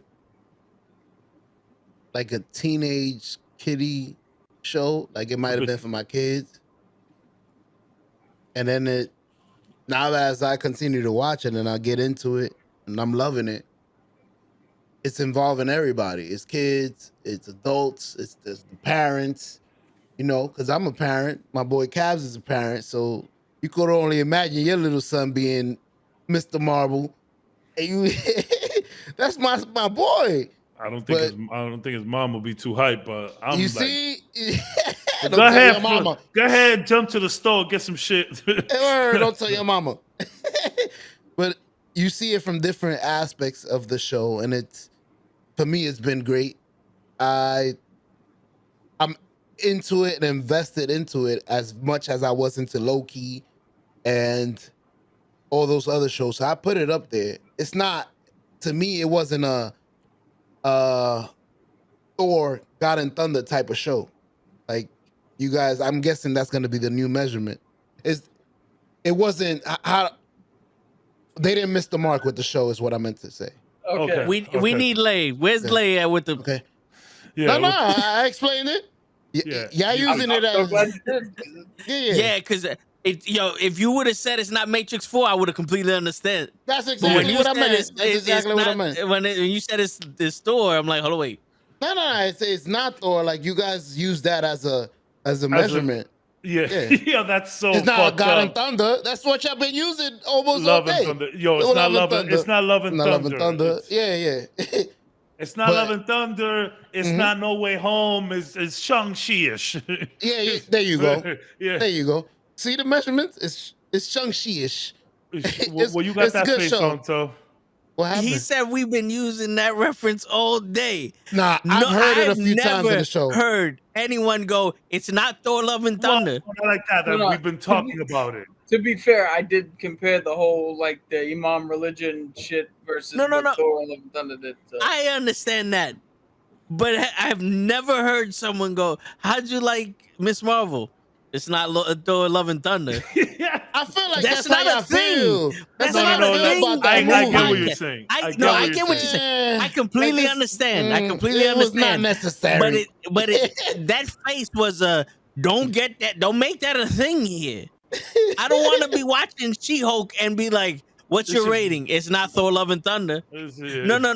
I need Or more. it is. It elaboracy wasn't than that. necessary. I need you to be more elaborate than that. It's either it is You or know it what I'm isn't. saying? There you I go. actually I saw people online. I saw a post on Instagram saying, "Okay, let's have it. What do you like better, Loki or Miss Marvel?"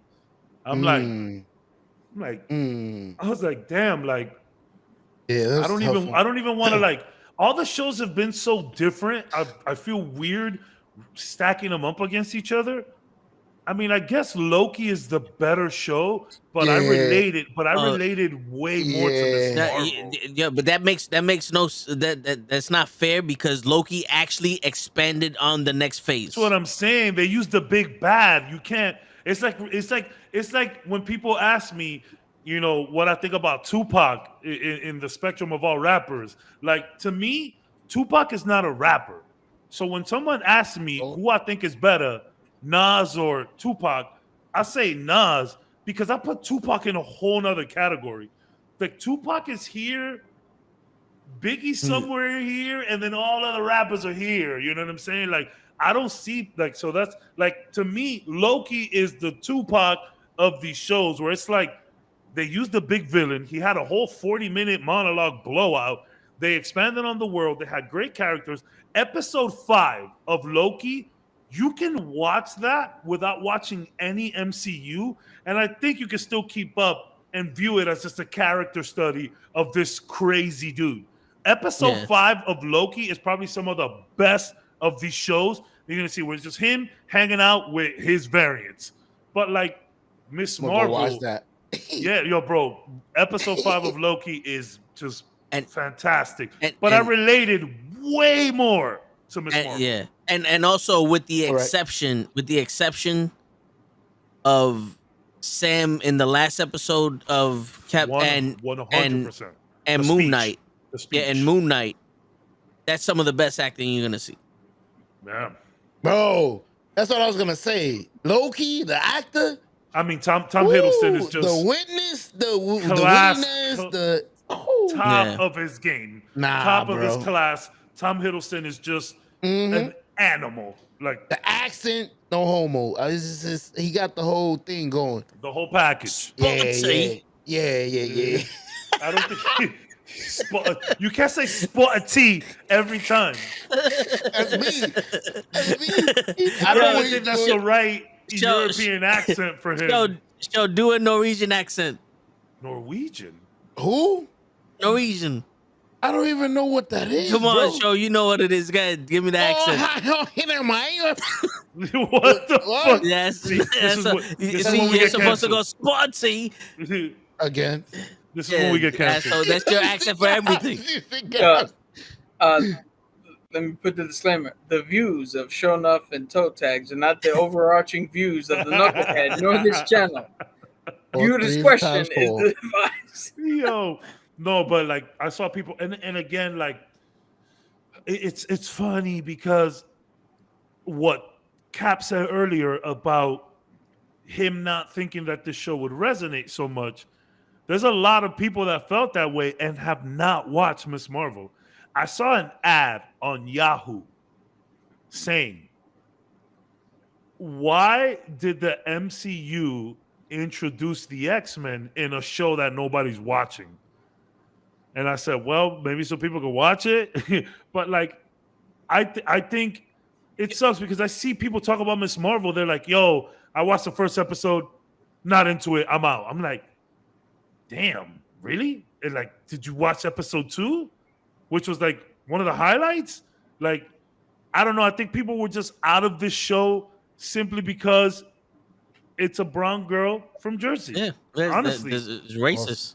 And the same thing happened. Same thing happened with Falcon and Winter Soldier. People didn't. People put that show dead last. People put that show dead last. That show was dope. I thought that show was incredible. It's too political. Too political. It's too woke. a No, black because Captain no, America. you know what it is. What, You know what it is? motherfucker? Because Walk outside and look it, at what the it, fuck's going on. it Like, shows the possibility of the white man not knowing every fucking thing. Bro, Bro, and because in the comics when they gave Sam the shield, it was the same thing. Like, no, can't have a black Captain America. What are you doing here? And there was uproar, and it's like I feel like the same thing happened with an MCU fans. It was like, nah, I don't know how I feel about this. It's like there's a lot of real beautiful stuff that happened in that show. I can understand No. if they were to turn around and go, Steve Rogers is now black. Wait a minute. But Sam Wilson has been black since conception. And you Word. made Sam Wilson Captain America, the monarch of Captain America. What's the problem? you expected him to change. It's like What's it's the like problem? yeah, it's like Miles Morales. He had Spider-Man's power. He took the name Spider-Man. He's Puerto Rican and black. No issue. Everyone Now- loves Miles too. Now, if they turn around, and was like Peter Parker is a half black, half Spanish man, where his mother and father died after they came out of a movie theater, and someone tried to rob her fucking pearls and shot her in the face, and the last word that his father said was Martha, then I'll have a fucking issue with it. It always goes back to Martha. Then I'll have a Damn. fucking issue with it. Damn. yo, you know what else? I've read. I don't know how big This is this fucking Martha. section is, but there's a section that are not watching because they're calling it now the MCU. Yeah, so And they're stupid. But yo, how many movies do we get with the white male lead? All of them. All of them, Captain Yeah. America. How many movies have female lead? Black Widow, Captain Marvel, Ant-Man and the Wasp. And she's not even the lead. Yeah, but like, what other movie is female led? I hate that whole None. She-Hulk? you What like the like fuck are we doing? It's not a movie. like bro, I'm telling you, nowadays you add a queer character, oh, it's woke. You add a well-written female character, oh, it's all woman power. Like, bruh, what is the problem? Word. I don't see a problem. Yo, in Endgame, when all the ladies get together and they have Dude. that shot, I posted it on my Instagram. Like, That was wow, fucking the awesome, man. shot is incredible. And you know what? Some people, yo, I saw the dumbest comment. Like, oh, that scene did nothing to me because Captain Marvel doesn't need any help from them to clear that. I'm like, really? That's what you're going with? That's what your sexist ass is going with? You didn't like the female empowerment moment, so you try to break it down to the point where you say she don't need no help? That's all you got? Hold on, wait. Thor shouldn't need no help with 1,000 fucking people either. No, but he's a Thor is a fucking god. He's a white guy with long hair. That's what it is. Oh yeah, you give him the fucking help. Here's the- You give here's him the the funny spot. thing. Here's the funny thing.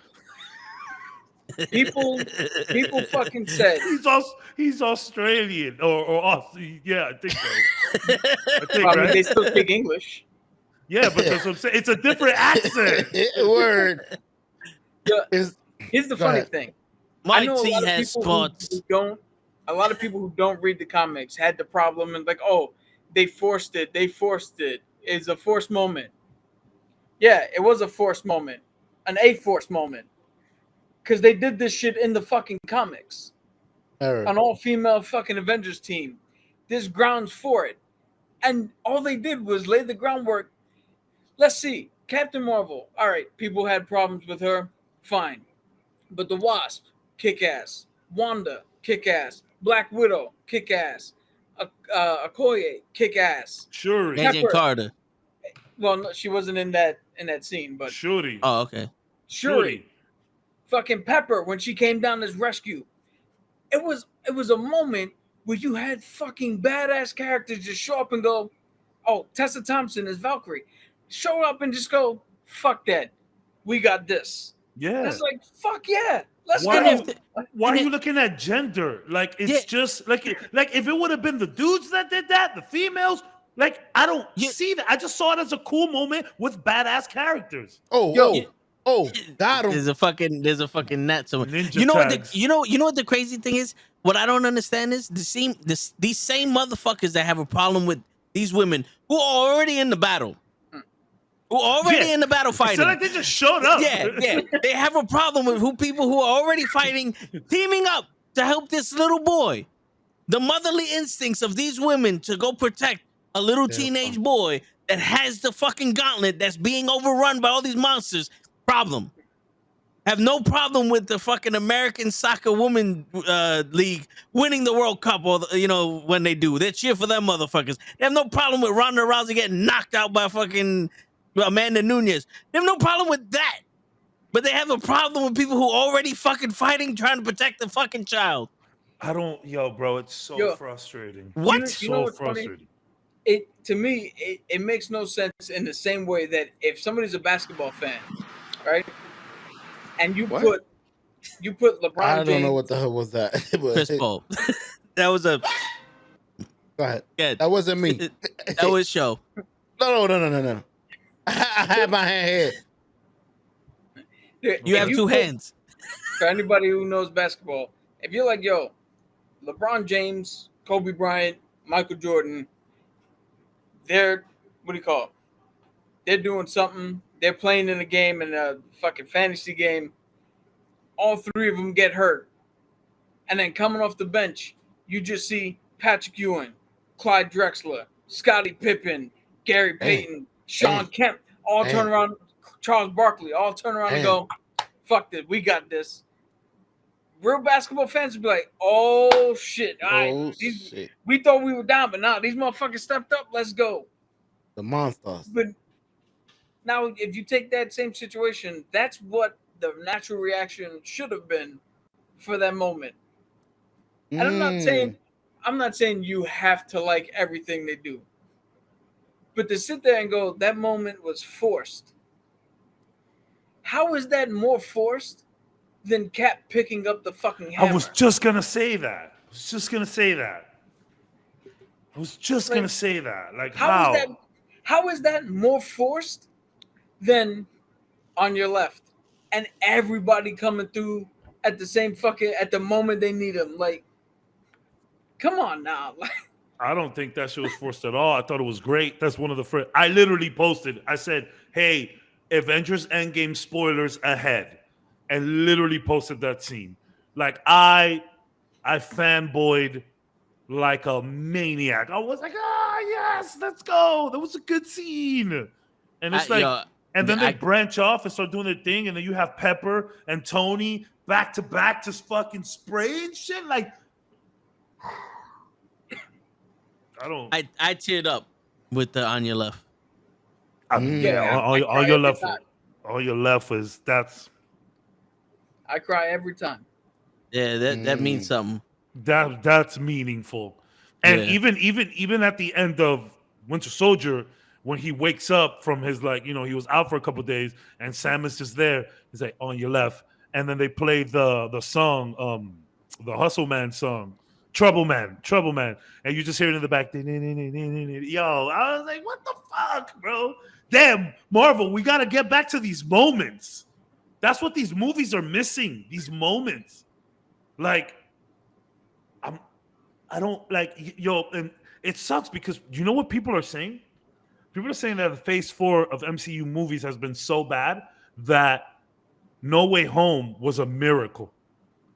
I was like, what? They were like, yeah, like these movies are so bad. And now they're basically saying, yo, you take out Toby and Andrew from No Way Home and you just got Far From Home. And I was like, ooh. I don't want to admit that, but it's kind of true.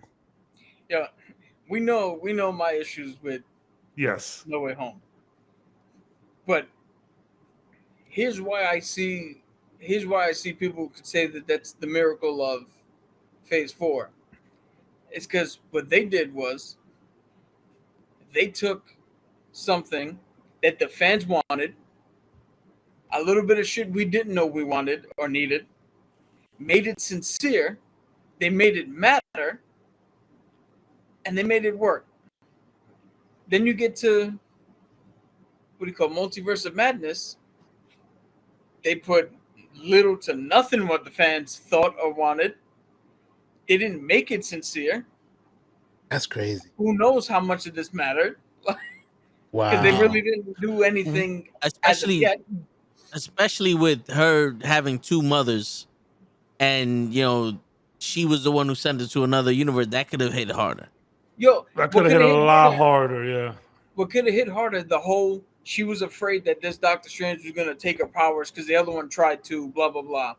Yeah. And one for that moment to be with Zombie Strange is a little fucking weird.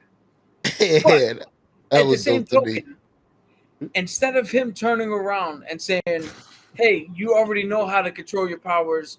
You've taken us to every place we needed to go."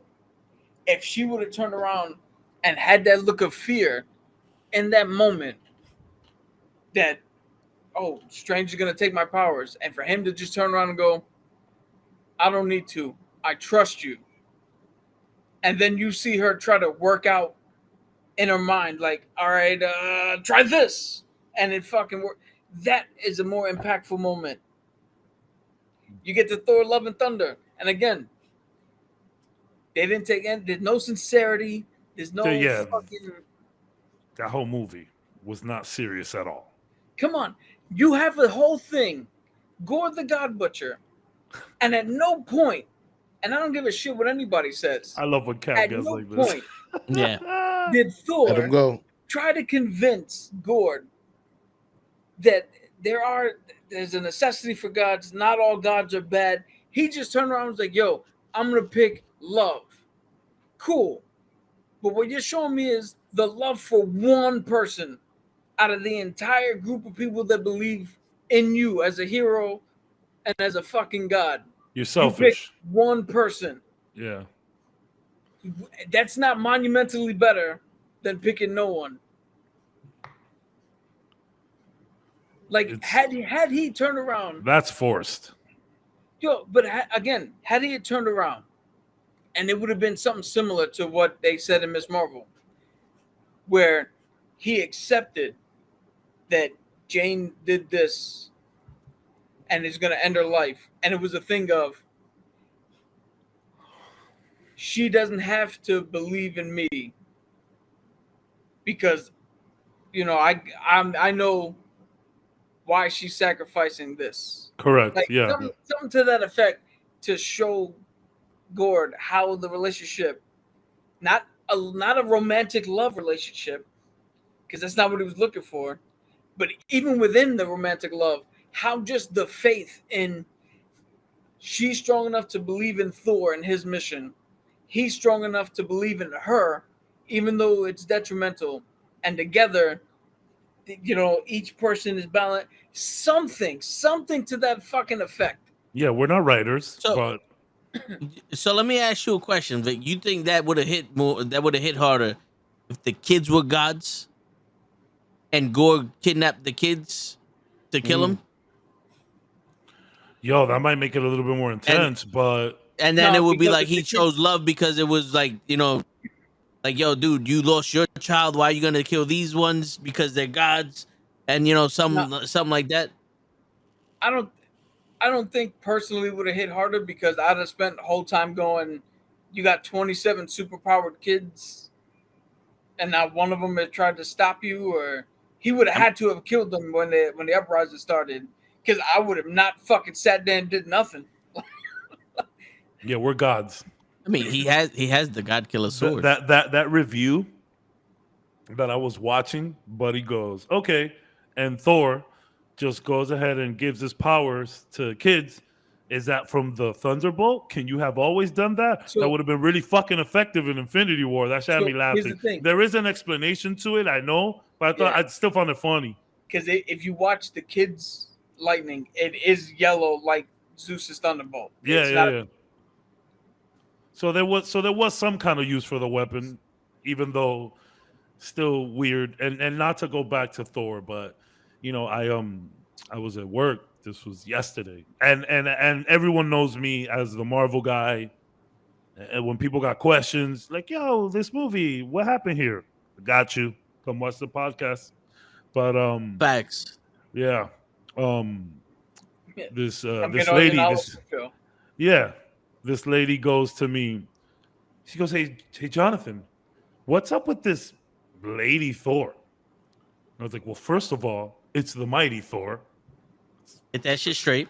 Let's get it correct, please. Stop being And- sexist. And 2, that comes straight out of the comics.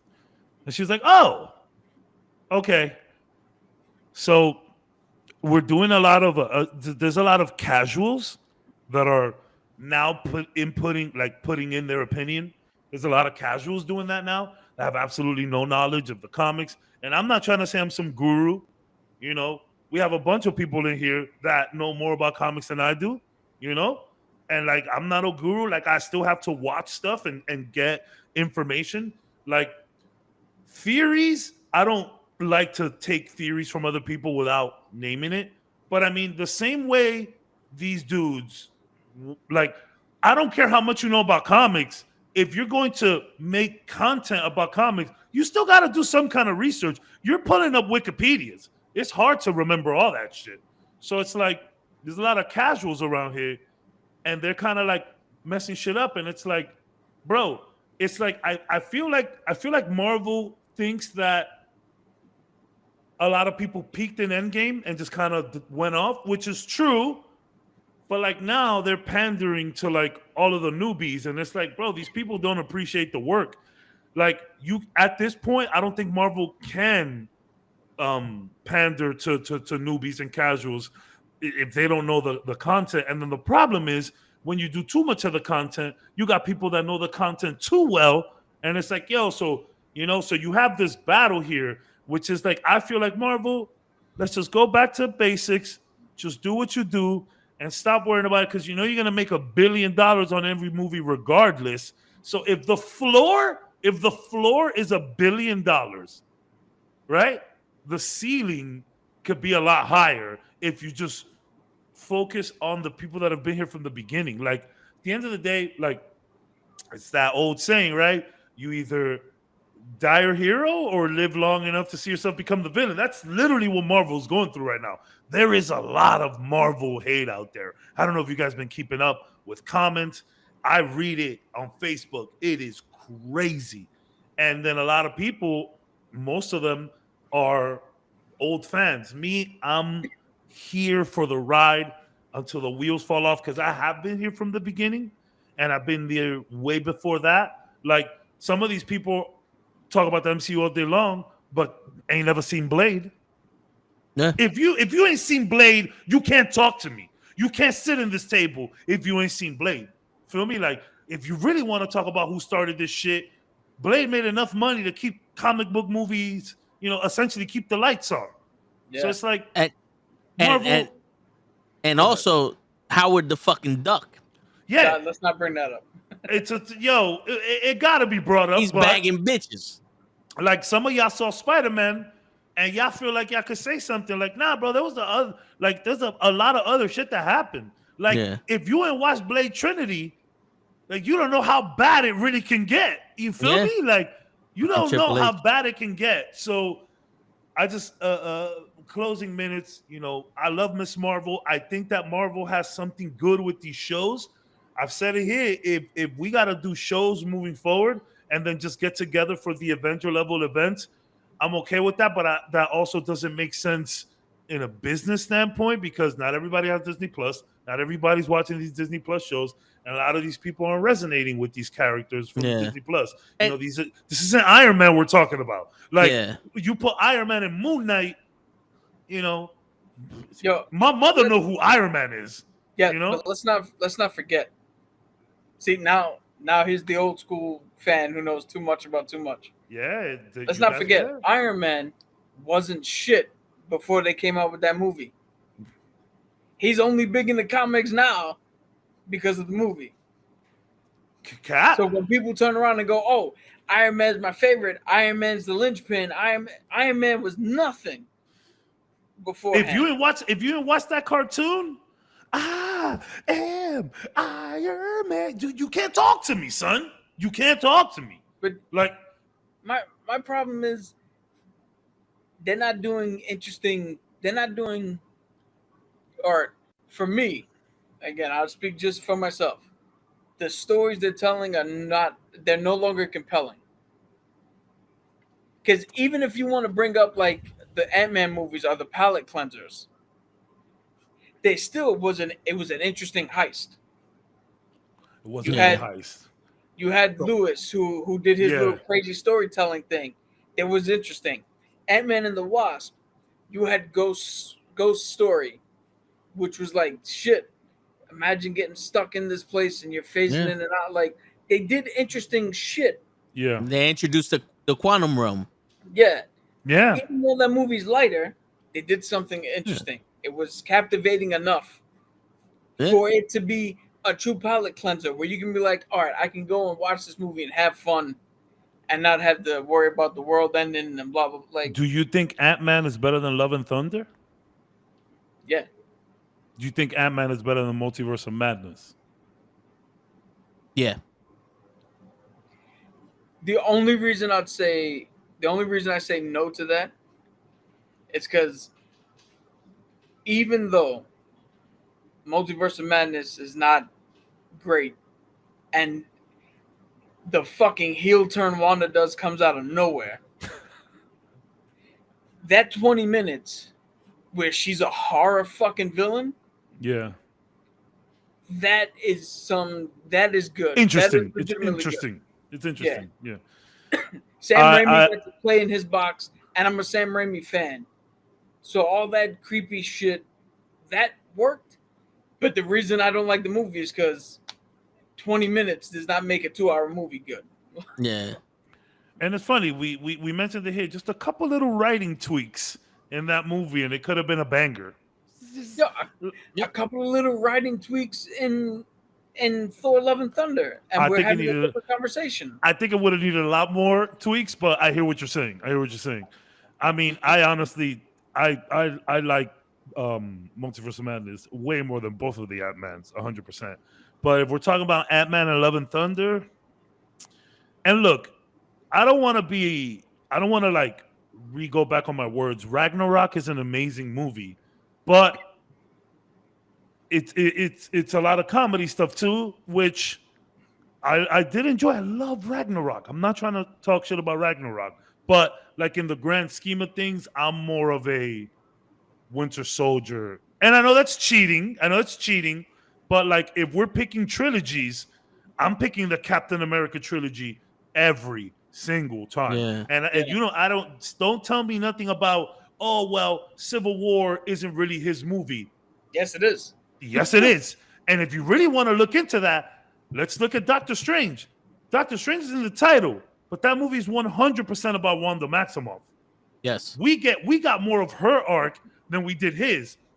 In Civil War, all those people showed up, but that shit is still about Captain America's loyalty to Bucky and the choices he had to make with his relationship to Iron Man and Tony. Like that movie, like the big 20-minute battle in the airport, there's like another half-hour movie after that where it's literally all Captain, Winter Soldier, and Iron Man.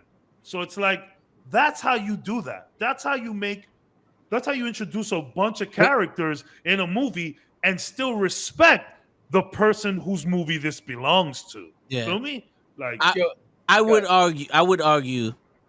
Well, you're talking about trilogies, but so there's nothing really to argue there.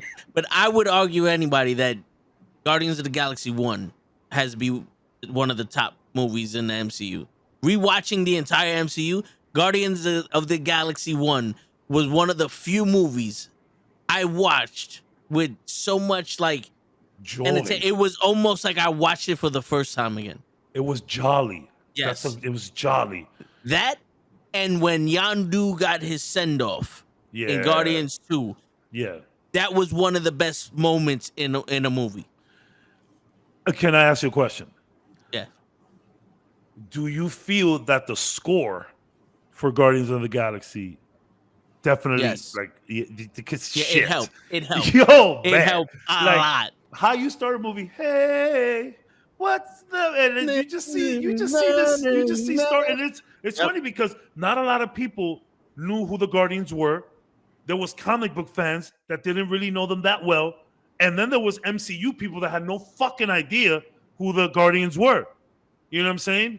Yep. And the only reason I know about the Guardians is because of little shit that I knew from back then. But I got to be honest, they were pretty much new to me too. Yeah. The only reason I knew who they were is because of relationships they had to other people that were bigger names.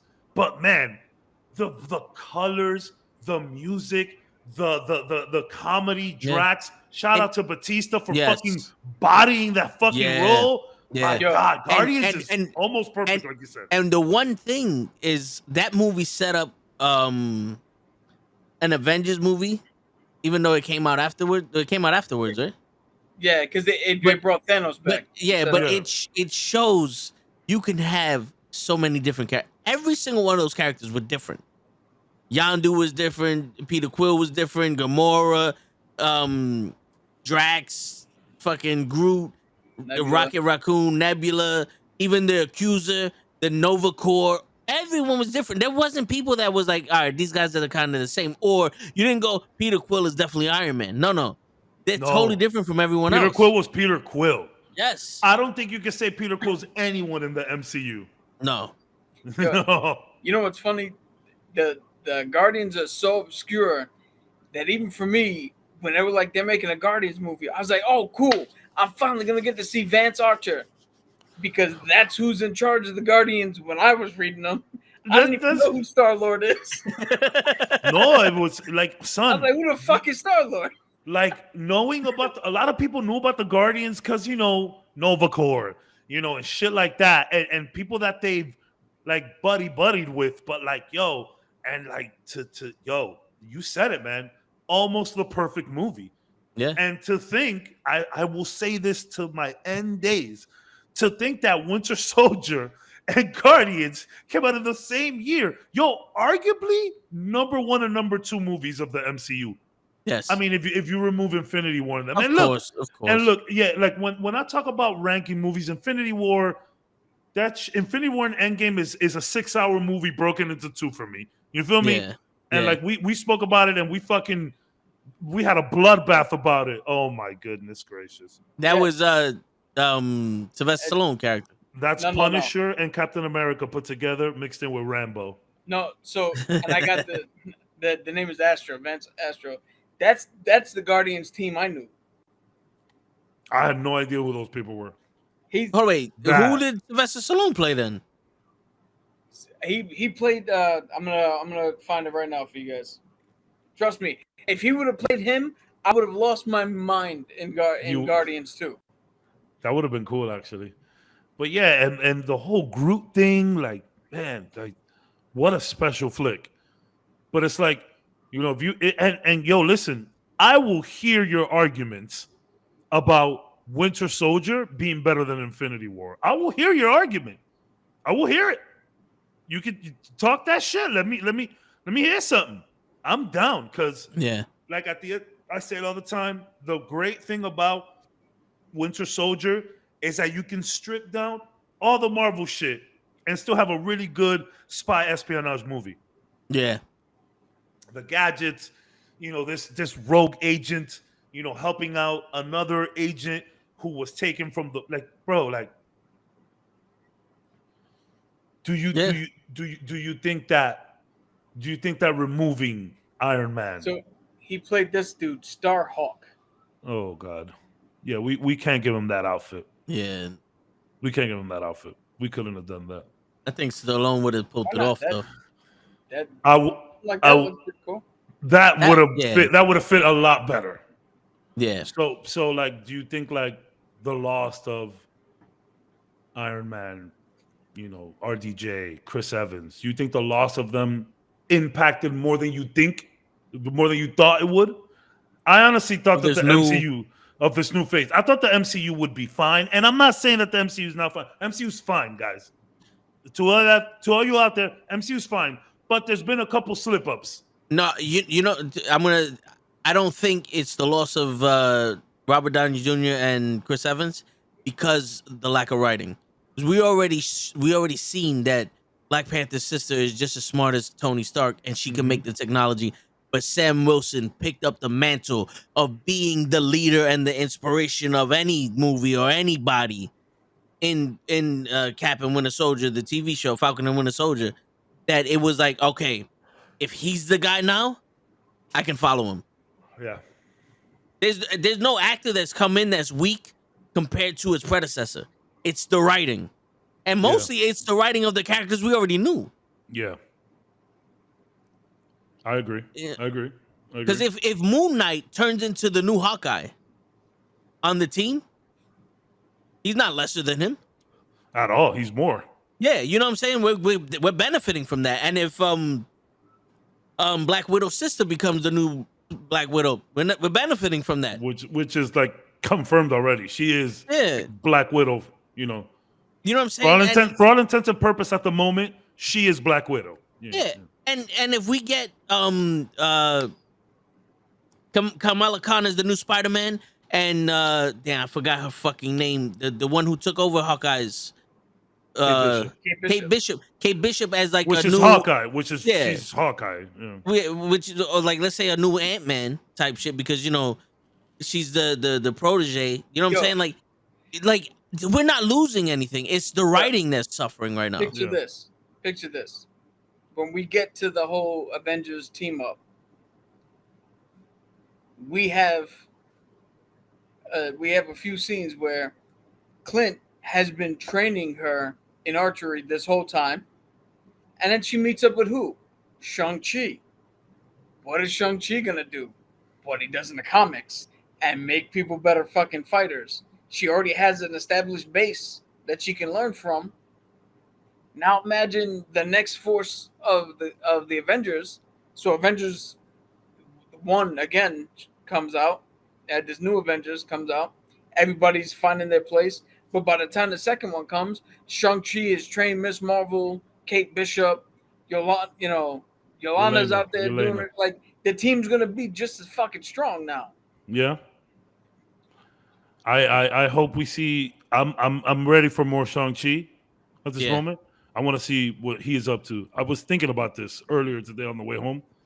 I want to see what Shang-Chi's doing. Yeah, I'm surprised that hasn't popped up at all. I think it's coming. If my dude from Screen Crush is correct, we might be seeing Shang-Chi a lot sooner than we think. And in the Marvels? Well, I don't know if he'll be in there, but reference to the beacon and the rings. I mean, when they found the bangle, the 10 rings logo was there. He is connected. Yeah. Miss Marvel and Shang-Chi are connected. You know, I didn't notice that until the Easter eggs. No, I noticed it fucking immediately. They zoomed out. I said, well, after looking at the blue arm, I was like, yeah, why is that bangle on the fucking Kree arm? What is happening? And then they zoom out, and I saw the rings. I said, yo, what the hell? So, yeah. And, my last statement, Hawkeye, you were great. Great show.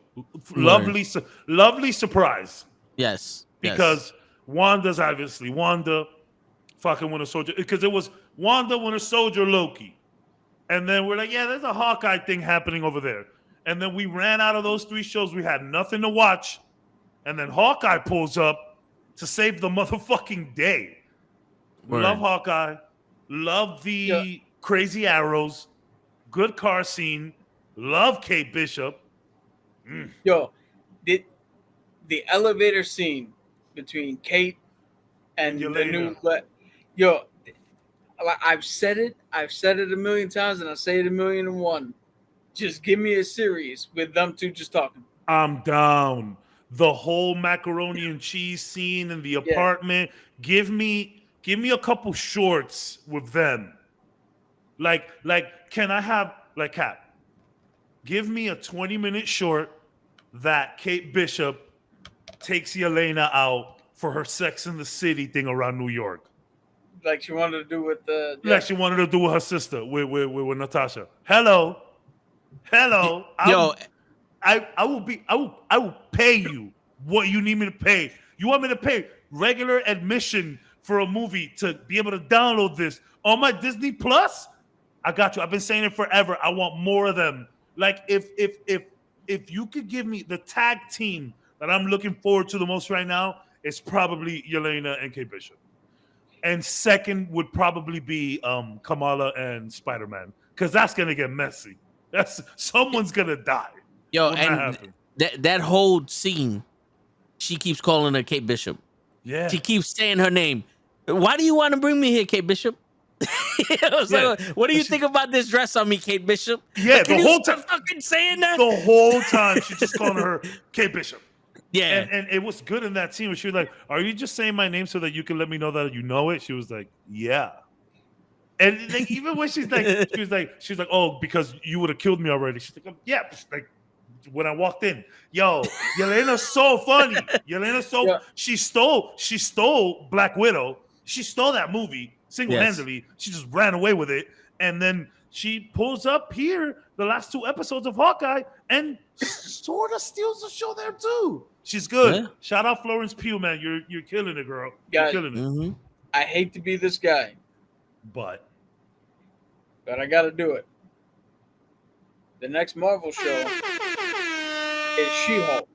yes, What are we feeling about this show? I'm excited. I'm hyped. The muted show. I'm hyped. Said I've Been never muted seen for- it. you- My apologies. I fucked up. It's Word, coming I've out. been It's coming out. talking. You've been talking for a long time, so I Oh, thought wait. Show. it's coming Yes, out. sir. It's not out yet. You never seen She-Hulk? She-Hulk. No. I haven't seen that one. Where were you? Where have you been? It comes out next month. Yeah, it's not out yet. It's not out yet. Bruh. So None of us seen it. You motherfucker. you know what's I Am Groot is also coming out, but those are just like shorts. Okay. They're like 10 to 15 minutes. There's like 5 of them. That shit I don't. That's for kids. That one I don't. I care. think that I'm still gonna watch it because Marvel can literally shit on a plate and I'll pay to watch. But I'm not, legit. I ain't that. No. I'm not that loyal to anything. Bing bang. I'm sorry that you're not that loyal to anything. For Yo. real. My favorite rock band, Coheed and Cambria. Ooh. I own almost every CD they've ever made except for 3. Because that to me, I'm like, nah, I'm not listening to this shit. I mean, don't take me too serious sometimes. Clearly, the only person that I'll watch some shit is probably my son, and I'm not gonna pay him for it. We have bathroom talks all the time. That kid, I don't know, that kid just loves to talk while I'm taking a shit. Like, get away from me. You ain't throwing Yeah, I'll be in there too. It's bonding, but like, so I'm gonna watch it just cause, but I'm not too excited about I Am Groot. But She-Hulk, I'm excited. We have been talking a lot about the DODC, and it looks like Abomination is in like a similar cell.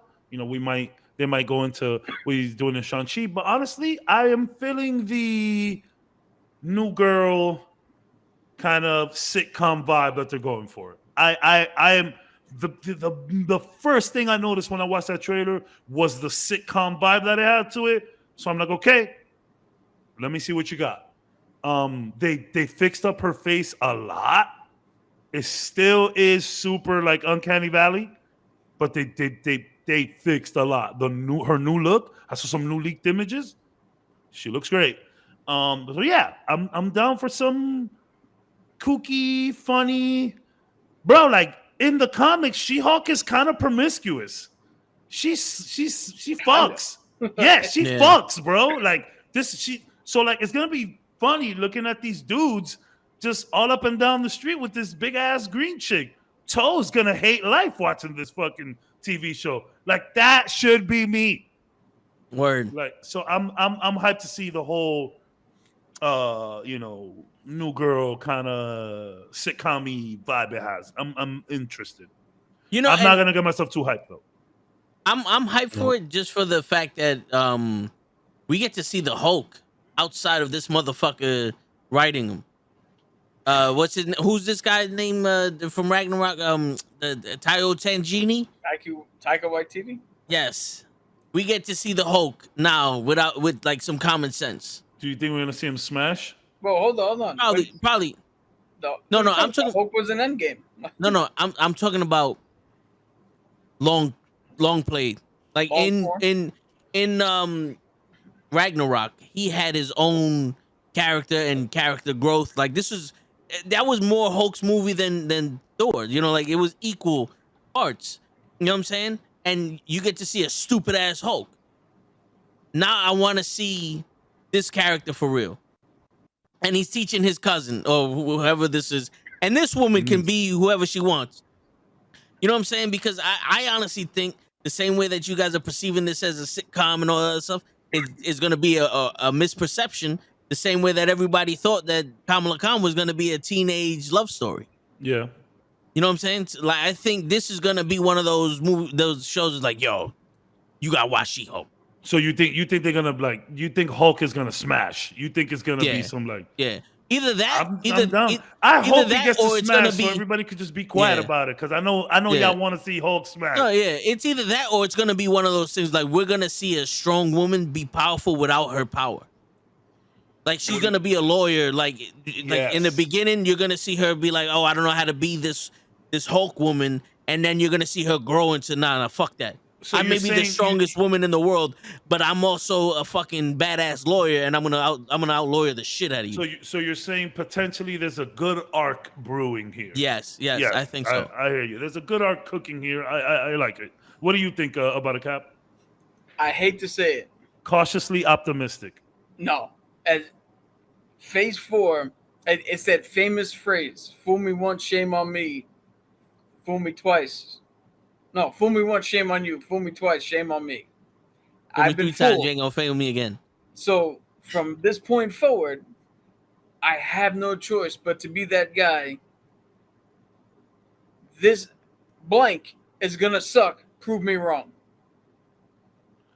I mean, damn, I don't think the shows deserve that. The movies maybe, but I don't think the shows deserve that. Everything, because I'm not, like I said, I went into Miss Marvel going, this is probably not going to be for me. And I was proven wrong. So I'm going into everything. None of this is going to be good. Prove me wrong. Okay. That's actually good. That's actually good. Keep the expectations low. I hear you. That's a better way to go in there than Spider-Man. I hated every moment of it. Because I thought it was going to be better than this. What I thought they were going to have fucking, quantum physics in it, and they didn't. Like, if you went, because I thought Spider-Man was gonna suck. That's how low expectations. I literally made myself hate Spider-Man every time the trailer came on, because I didn't want any hypeness. I wanted to go in there straight out clean slate. When people were like, "Oh, this guy's gonna be in the movie," I wanted to be on some fuck you. They can't afford him. You know what I'm saying? Like, I wanted this to be like the 1980s fucking Fantastic Four movie when I went to go see it. That was the fucking expectations I had. Yeah. Again, my problems with No Way Home are personal. No, you don't piss down my leg and tell me it's raining. Like, they told me information that I know is categorically false and try to play it off as if it's true. No, I get it. And yeah, like, there is, I'm a big believer in sometimes, like, understanding that, this is crazy and this is a movie and this is a stupid universe and comic books are nuts and, just relieving belief, like going in there like, okay. And, what's fucking even crazier, like I had low expectations for Thor and it was, it was good. It was cute. Too cute. So, but I think it's a good way to view it, Cap. Just, we've been saying it for a little while now. Just keep the expectations in check, because everyone is expecting every movie to be an Avengers 11 event, and oh Nelly, it's not. It hasn't been. In fact, some of the more chill stuff is what's been more captivating, at least to me. Shang-Chi got a little mystical towards the end. Riding, like, I don't think you needed to ride the dragon, but the dragon is part of the lore. I get it, but I don't think you needed all that. Here's where we differ. Because you can't put a dragon in a movie and not have somebody ride the goddamn thing. Why the fuck is the dragon there then? No. I'm okay. No. Ride it. No, you better ride the damn dragon. Just maybe we didn't need to put the dragon in there. But what I'm trying to say is, like, if the movie would have just ended with a fight between him and Dad, and then just like a nice reconciliation moment between the both of them, cool. I did like that the dad was like, no, fuck this. I'm finishing the mission. A la Arnold. I'm finishing the mission. I'm opening that door. I don't give a fuck who stands in the way. I did Yeah. respect that about him, which is cool, but I don't think we needed all of that. So Marvel, like in my opinion, nowadays, I've been watching for so long. I don't need the big action scene anymore. I don't need it. I'm okay with exposition and world building and just people talking. I don't need the big explosions anymore. If you want to put an action scene, cool. I know people feel a certain way when there isn't a huge action scene around, but I'm fine. I'm fine with no action. But Yeah, I keep saying it to the cows come home, man. I just want compelling, interesting writing. yeah, Just give me something that's gonna make me question my view on something, or actually when I leave the theater, actually give me something to think about. yeah, Alongside cool visuals. Like, and not just goats screaming. yeah. If I can walk out of your movie and not have a single thought in my head, you failed. Because even Yeah. certain comedies that I like, I watched the Impractical Jokers movie. gotta watch That's that. not a movie. There's a movie? Oh, Yeah, it's fucking hilarious. And I Yeah. walked out of there super happy because I connected with it. That's all I want to do. I just want to connect to the goddamn movie. And Take you know, it back to the golden years, 2014. real quick before we go, because we're running over. But I know this is Lay's favorite movie, Eternals, and he's not here to hear me say this. But you know what's crazy? This is the crazy shit. The Eternals were relatively gods that were here to keep, intelligent life, at the population at a high level, so To keep humanity progressing, yeah. yeah, so that way the celestial can be born from the planet.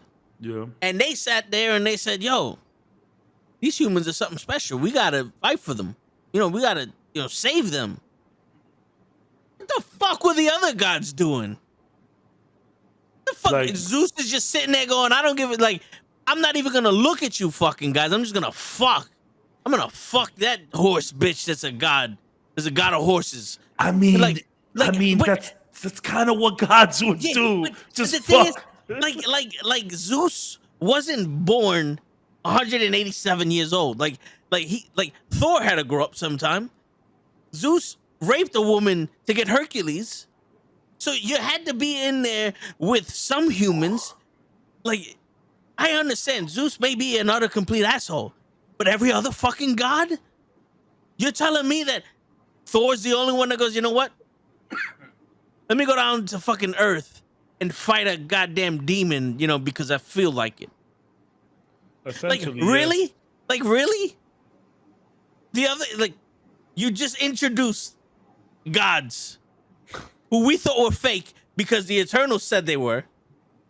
And they're being watched by the fucking Celestials. So the Eternals, the Celestials, and these gods all coexist. The And you biggest don't give a mistake- fuck. One of the biggest mistakes of that movie was putting Celestials in there and not saying anything about and it. the crazy shit is, you don't give a fuck about the people you need to worship you. Didn't he say if there's no one to worship you, then forget about you and you pretty much don't want to exist anymore? Don't worry, there's always someone to worship me. What? Can I just point out The to your math don't point- add up. To your point, I think if you watch like the Easter egg thing, one of the gods there is the god, is the Black Panther god. the Yes, one that they yes. pray to. Fast. You mean to tell me that all she does is produce fucking warriors, and when it comes time to battle, she ain't gonna fucking step up and be like, "You know what? I'll help you out." Yeah. Where's the the god of war? Yeah, The god where- of war. Where? Yeah, Hercules sit up there. Where the fuck is Ares at? How is We Hercules saw gonna his sit? head in Sakaar? How is Hercules gonna sit there and go, "I'm not gonna fuck with the dude that could kill me. But let me go kill every human in the world because I'm a Yeah, let me badass go- mother." What? Let me go fuck up Thor, the only one who was trying to help. Like, yo, we're stuck in a blender and we're saving lives. I don't know what the fuck they're doing. Yeah, gods, like, yo, we've been putting in work for the last couple of years. We're gonna need a relief. Like, it's night shift. Like, we trying to go home. Get over here and clock in already. That is funny. Like, can y'all not understand that a fucking Titan who was made to fight the gods, we had to fucking like get every person in the galaxy to fight this nigga? Hello? Yo, Do something. Doctor Strange fucking lost his mind trying to kill this dude. Yeah. It would have been nice if y'all pulled up. Like, that's kind of the whole thing about the MCU and comics in general, where it's like, yo, where's everybody else at? This is kind of the thing. It was just a lot easier to contain it in comics. Now in the movies, it's like, these are real questions. Yo, where's everybody at? It's real convenient. It's convenient story devices. That's all. And the thing is, all they had to really do was Zeus going like if Thor's like, yo, we need your help or whatever. He goes, nah, we're staying up here. We don't fuck with people. But whatever. He says, no, these people forgot about us. Fuck them. That's kind of what they did. But what would have been cool if they solidified the fuck them. If Zeus would have been like, Thor, I didn't respond to your first call a little while ago. I'm not gonna respond to this one. Yeah. I'm not going where the humans are. Get out of my face. And then everybody's thinking like, when did Thor try to get the gods involved? Was it Endgame? Whoa, that's cool. And that's it. We don't even need no more. We don't need anything else. Just that. Or to take it even one step further, as we go around this round table, if Zeus would have turned around and echoed what Salma Hayek fucking said, where Thor's like, yo, this dude's killing gods and blah blah blah, and Zeus would have been like, yeah, but you and your friends brought everybody back and stopped Thanos. You can't go stop him. Yeah, you can't grab your friends and go stop him real quick. What are those guys that you were with? The Revengers? Yeah. I don't know where the motherfuckers is at, Zeus. I got no place else to go. Like, yeah, just little tidbits. I'm telling you, like, I don't know if it's just us expecting too much or just them not doing enough. Like, it's them not doing enough. Maybe start watching all of these movies before you make a movie. Like, yo, have people just devour the MCU. So you did that shit in a week. Yeah. You would have done it in 3 days if they was paying you millions of dollars. Word. You would have been on a freaking Mountain Dew and Dorito high and would just banged out the whole MCU in 3 days if they're giving you $1 million. What you need for? You got $1 million. Yeah, I'll bang out the fucking MCU right now before work. Yeah. Fuck around. Yeah. Fuck around. With the TV shows. Well, let's watch, and I get it. Yeah. Like if Feige tells you, yo, just make your movie, let me connect it. Like, nah, Feige, for sure. But I'm still gonna have my team watch these movies and give me some kind of notes. Yeah. Because it's like, fuck. No, yeah. Like continuity. And I'm not telling you to connect everything. I'm just telling you to think twice about some things that might bring up questions. It's kind of like when you do a book report and you know it's an A+, but you do B-, C+ shit in there, like they won't notice that. They're gonna notice it, and you're gonna get that B. Yeah. Like they're gonna notice it. It's like you tell your boy like, yo, if anybody asks, I was chilling with you tonight, and then your girl asks him like, oh no, I don't know where that nigga's at. Yeah, hello. Yeah. I'm not telling you to watch the whole MCU to connect things. I'm just telling you to watch the MCU, see if you could pick up a little tidbit. Know the history. That'll be nice to call back to. I'm not even asking for that. I'm just asking that within the movie you fucking write a compelling fucking story. A complete fucking sentence. we need better writers, and we need to give the VXX, the visual effects people, we need to give them a break. Apparently, like with everything that's going on, Marvel is like overworking these people, which is why we get crappy quality. Which, you know, if you put out something that's crap and you're trying to like save face, you're gonna give us enough time. I don't know who to believe here, but you know, Marvel is a big money machine, which I could see them making like overworking people. I can see that. So yeah, maybe we just don't have to put out so much stuff. Like maybe one movie a year, one Yo. or two shows. No. Fuck Yeah. that. A show can do it. Let's bring it back. I don't know. Maybe there's too much. I'm I gonna don't say know. I Yo, can do it. give Show I'm 50 with you, million Ken. money. Yeah, let's do it. Give Show 50 million money. I bet you he'll make all those movies in one night. Nah, Caps, I'm with you, man. Let's pare it back. Let's give us room to miss the MCU. Yeah. Like let us have a movie, lull over it, and then turn around and be like, yo, it's been a while, man. What the fuck's happening? What's chat? Did they stop making movies? And then boom, hit us with another one. And we're like, Nah. cool. And then let us relax. Because You know like, what? don't get me wrong, like a few Marvel movies would always come out like every year since it started, like a few, or maybe one or two, or maybe even three sometimes. But now we got these shows, you know, and now we got these shorts, and now we got people so highly invested in the MCU that during the pandemic they were over here, you know, watching Easter egg videos and catching up on stuff. So now you have. I think Marvel is worried about the hunger that people have in between these movies, so they're just pumping them out. And you know, me personally, I don't want to break. Give me all the Marvel stuff you Yeah, got. word. Give it to me, please. But maybe for the writers, for the cast, for the overall arcing picture that is the MCU and how the populace reacts to it, maybe it's okay to scale it down. We had like 4 shows in 2021. We are on our 3rd of 2022. You know what a lot happens going when you on. take a break, Caps? You get Batman. You know what happens when you take a break, Caps? You get this fucking thing that plays the Flash. That's what the fuck happens when you take a break. All right? Don't give me this bullshit. I'm okay. Yo, give me all the Marvel stuff. Yo, dude, there's 80,000 people that want to be directors. Read a book and then make the fucking movie. Yo, Cap, you want us to miss the fucking the Marvel? Pick up the phone and start fucking dialing. You know what I'm saying? Show, you want 50 million monies? Pick up the phone and start fucking dialing. You know what I'm saying? Like, this is what I'm saying. Come on, Marvel. Stop with the bullshit. We had 20 years. They pick up 20 years of movies. Pick up the phone and start fucking dialing. You're telling me that when all you had to do was stay home and be on your computer, we overworked you. Bitch, during the beginning of the fucking pandemic, towards the end of the pandemic until now, I had to go to work every fucking day. So don't give me this shit. Hopefully moving forward, like out of all this pandemic stuff, they could like get into stride again.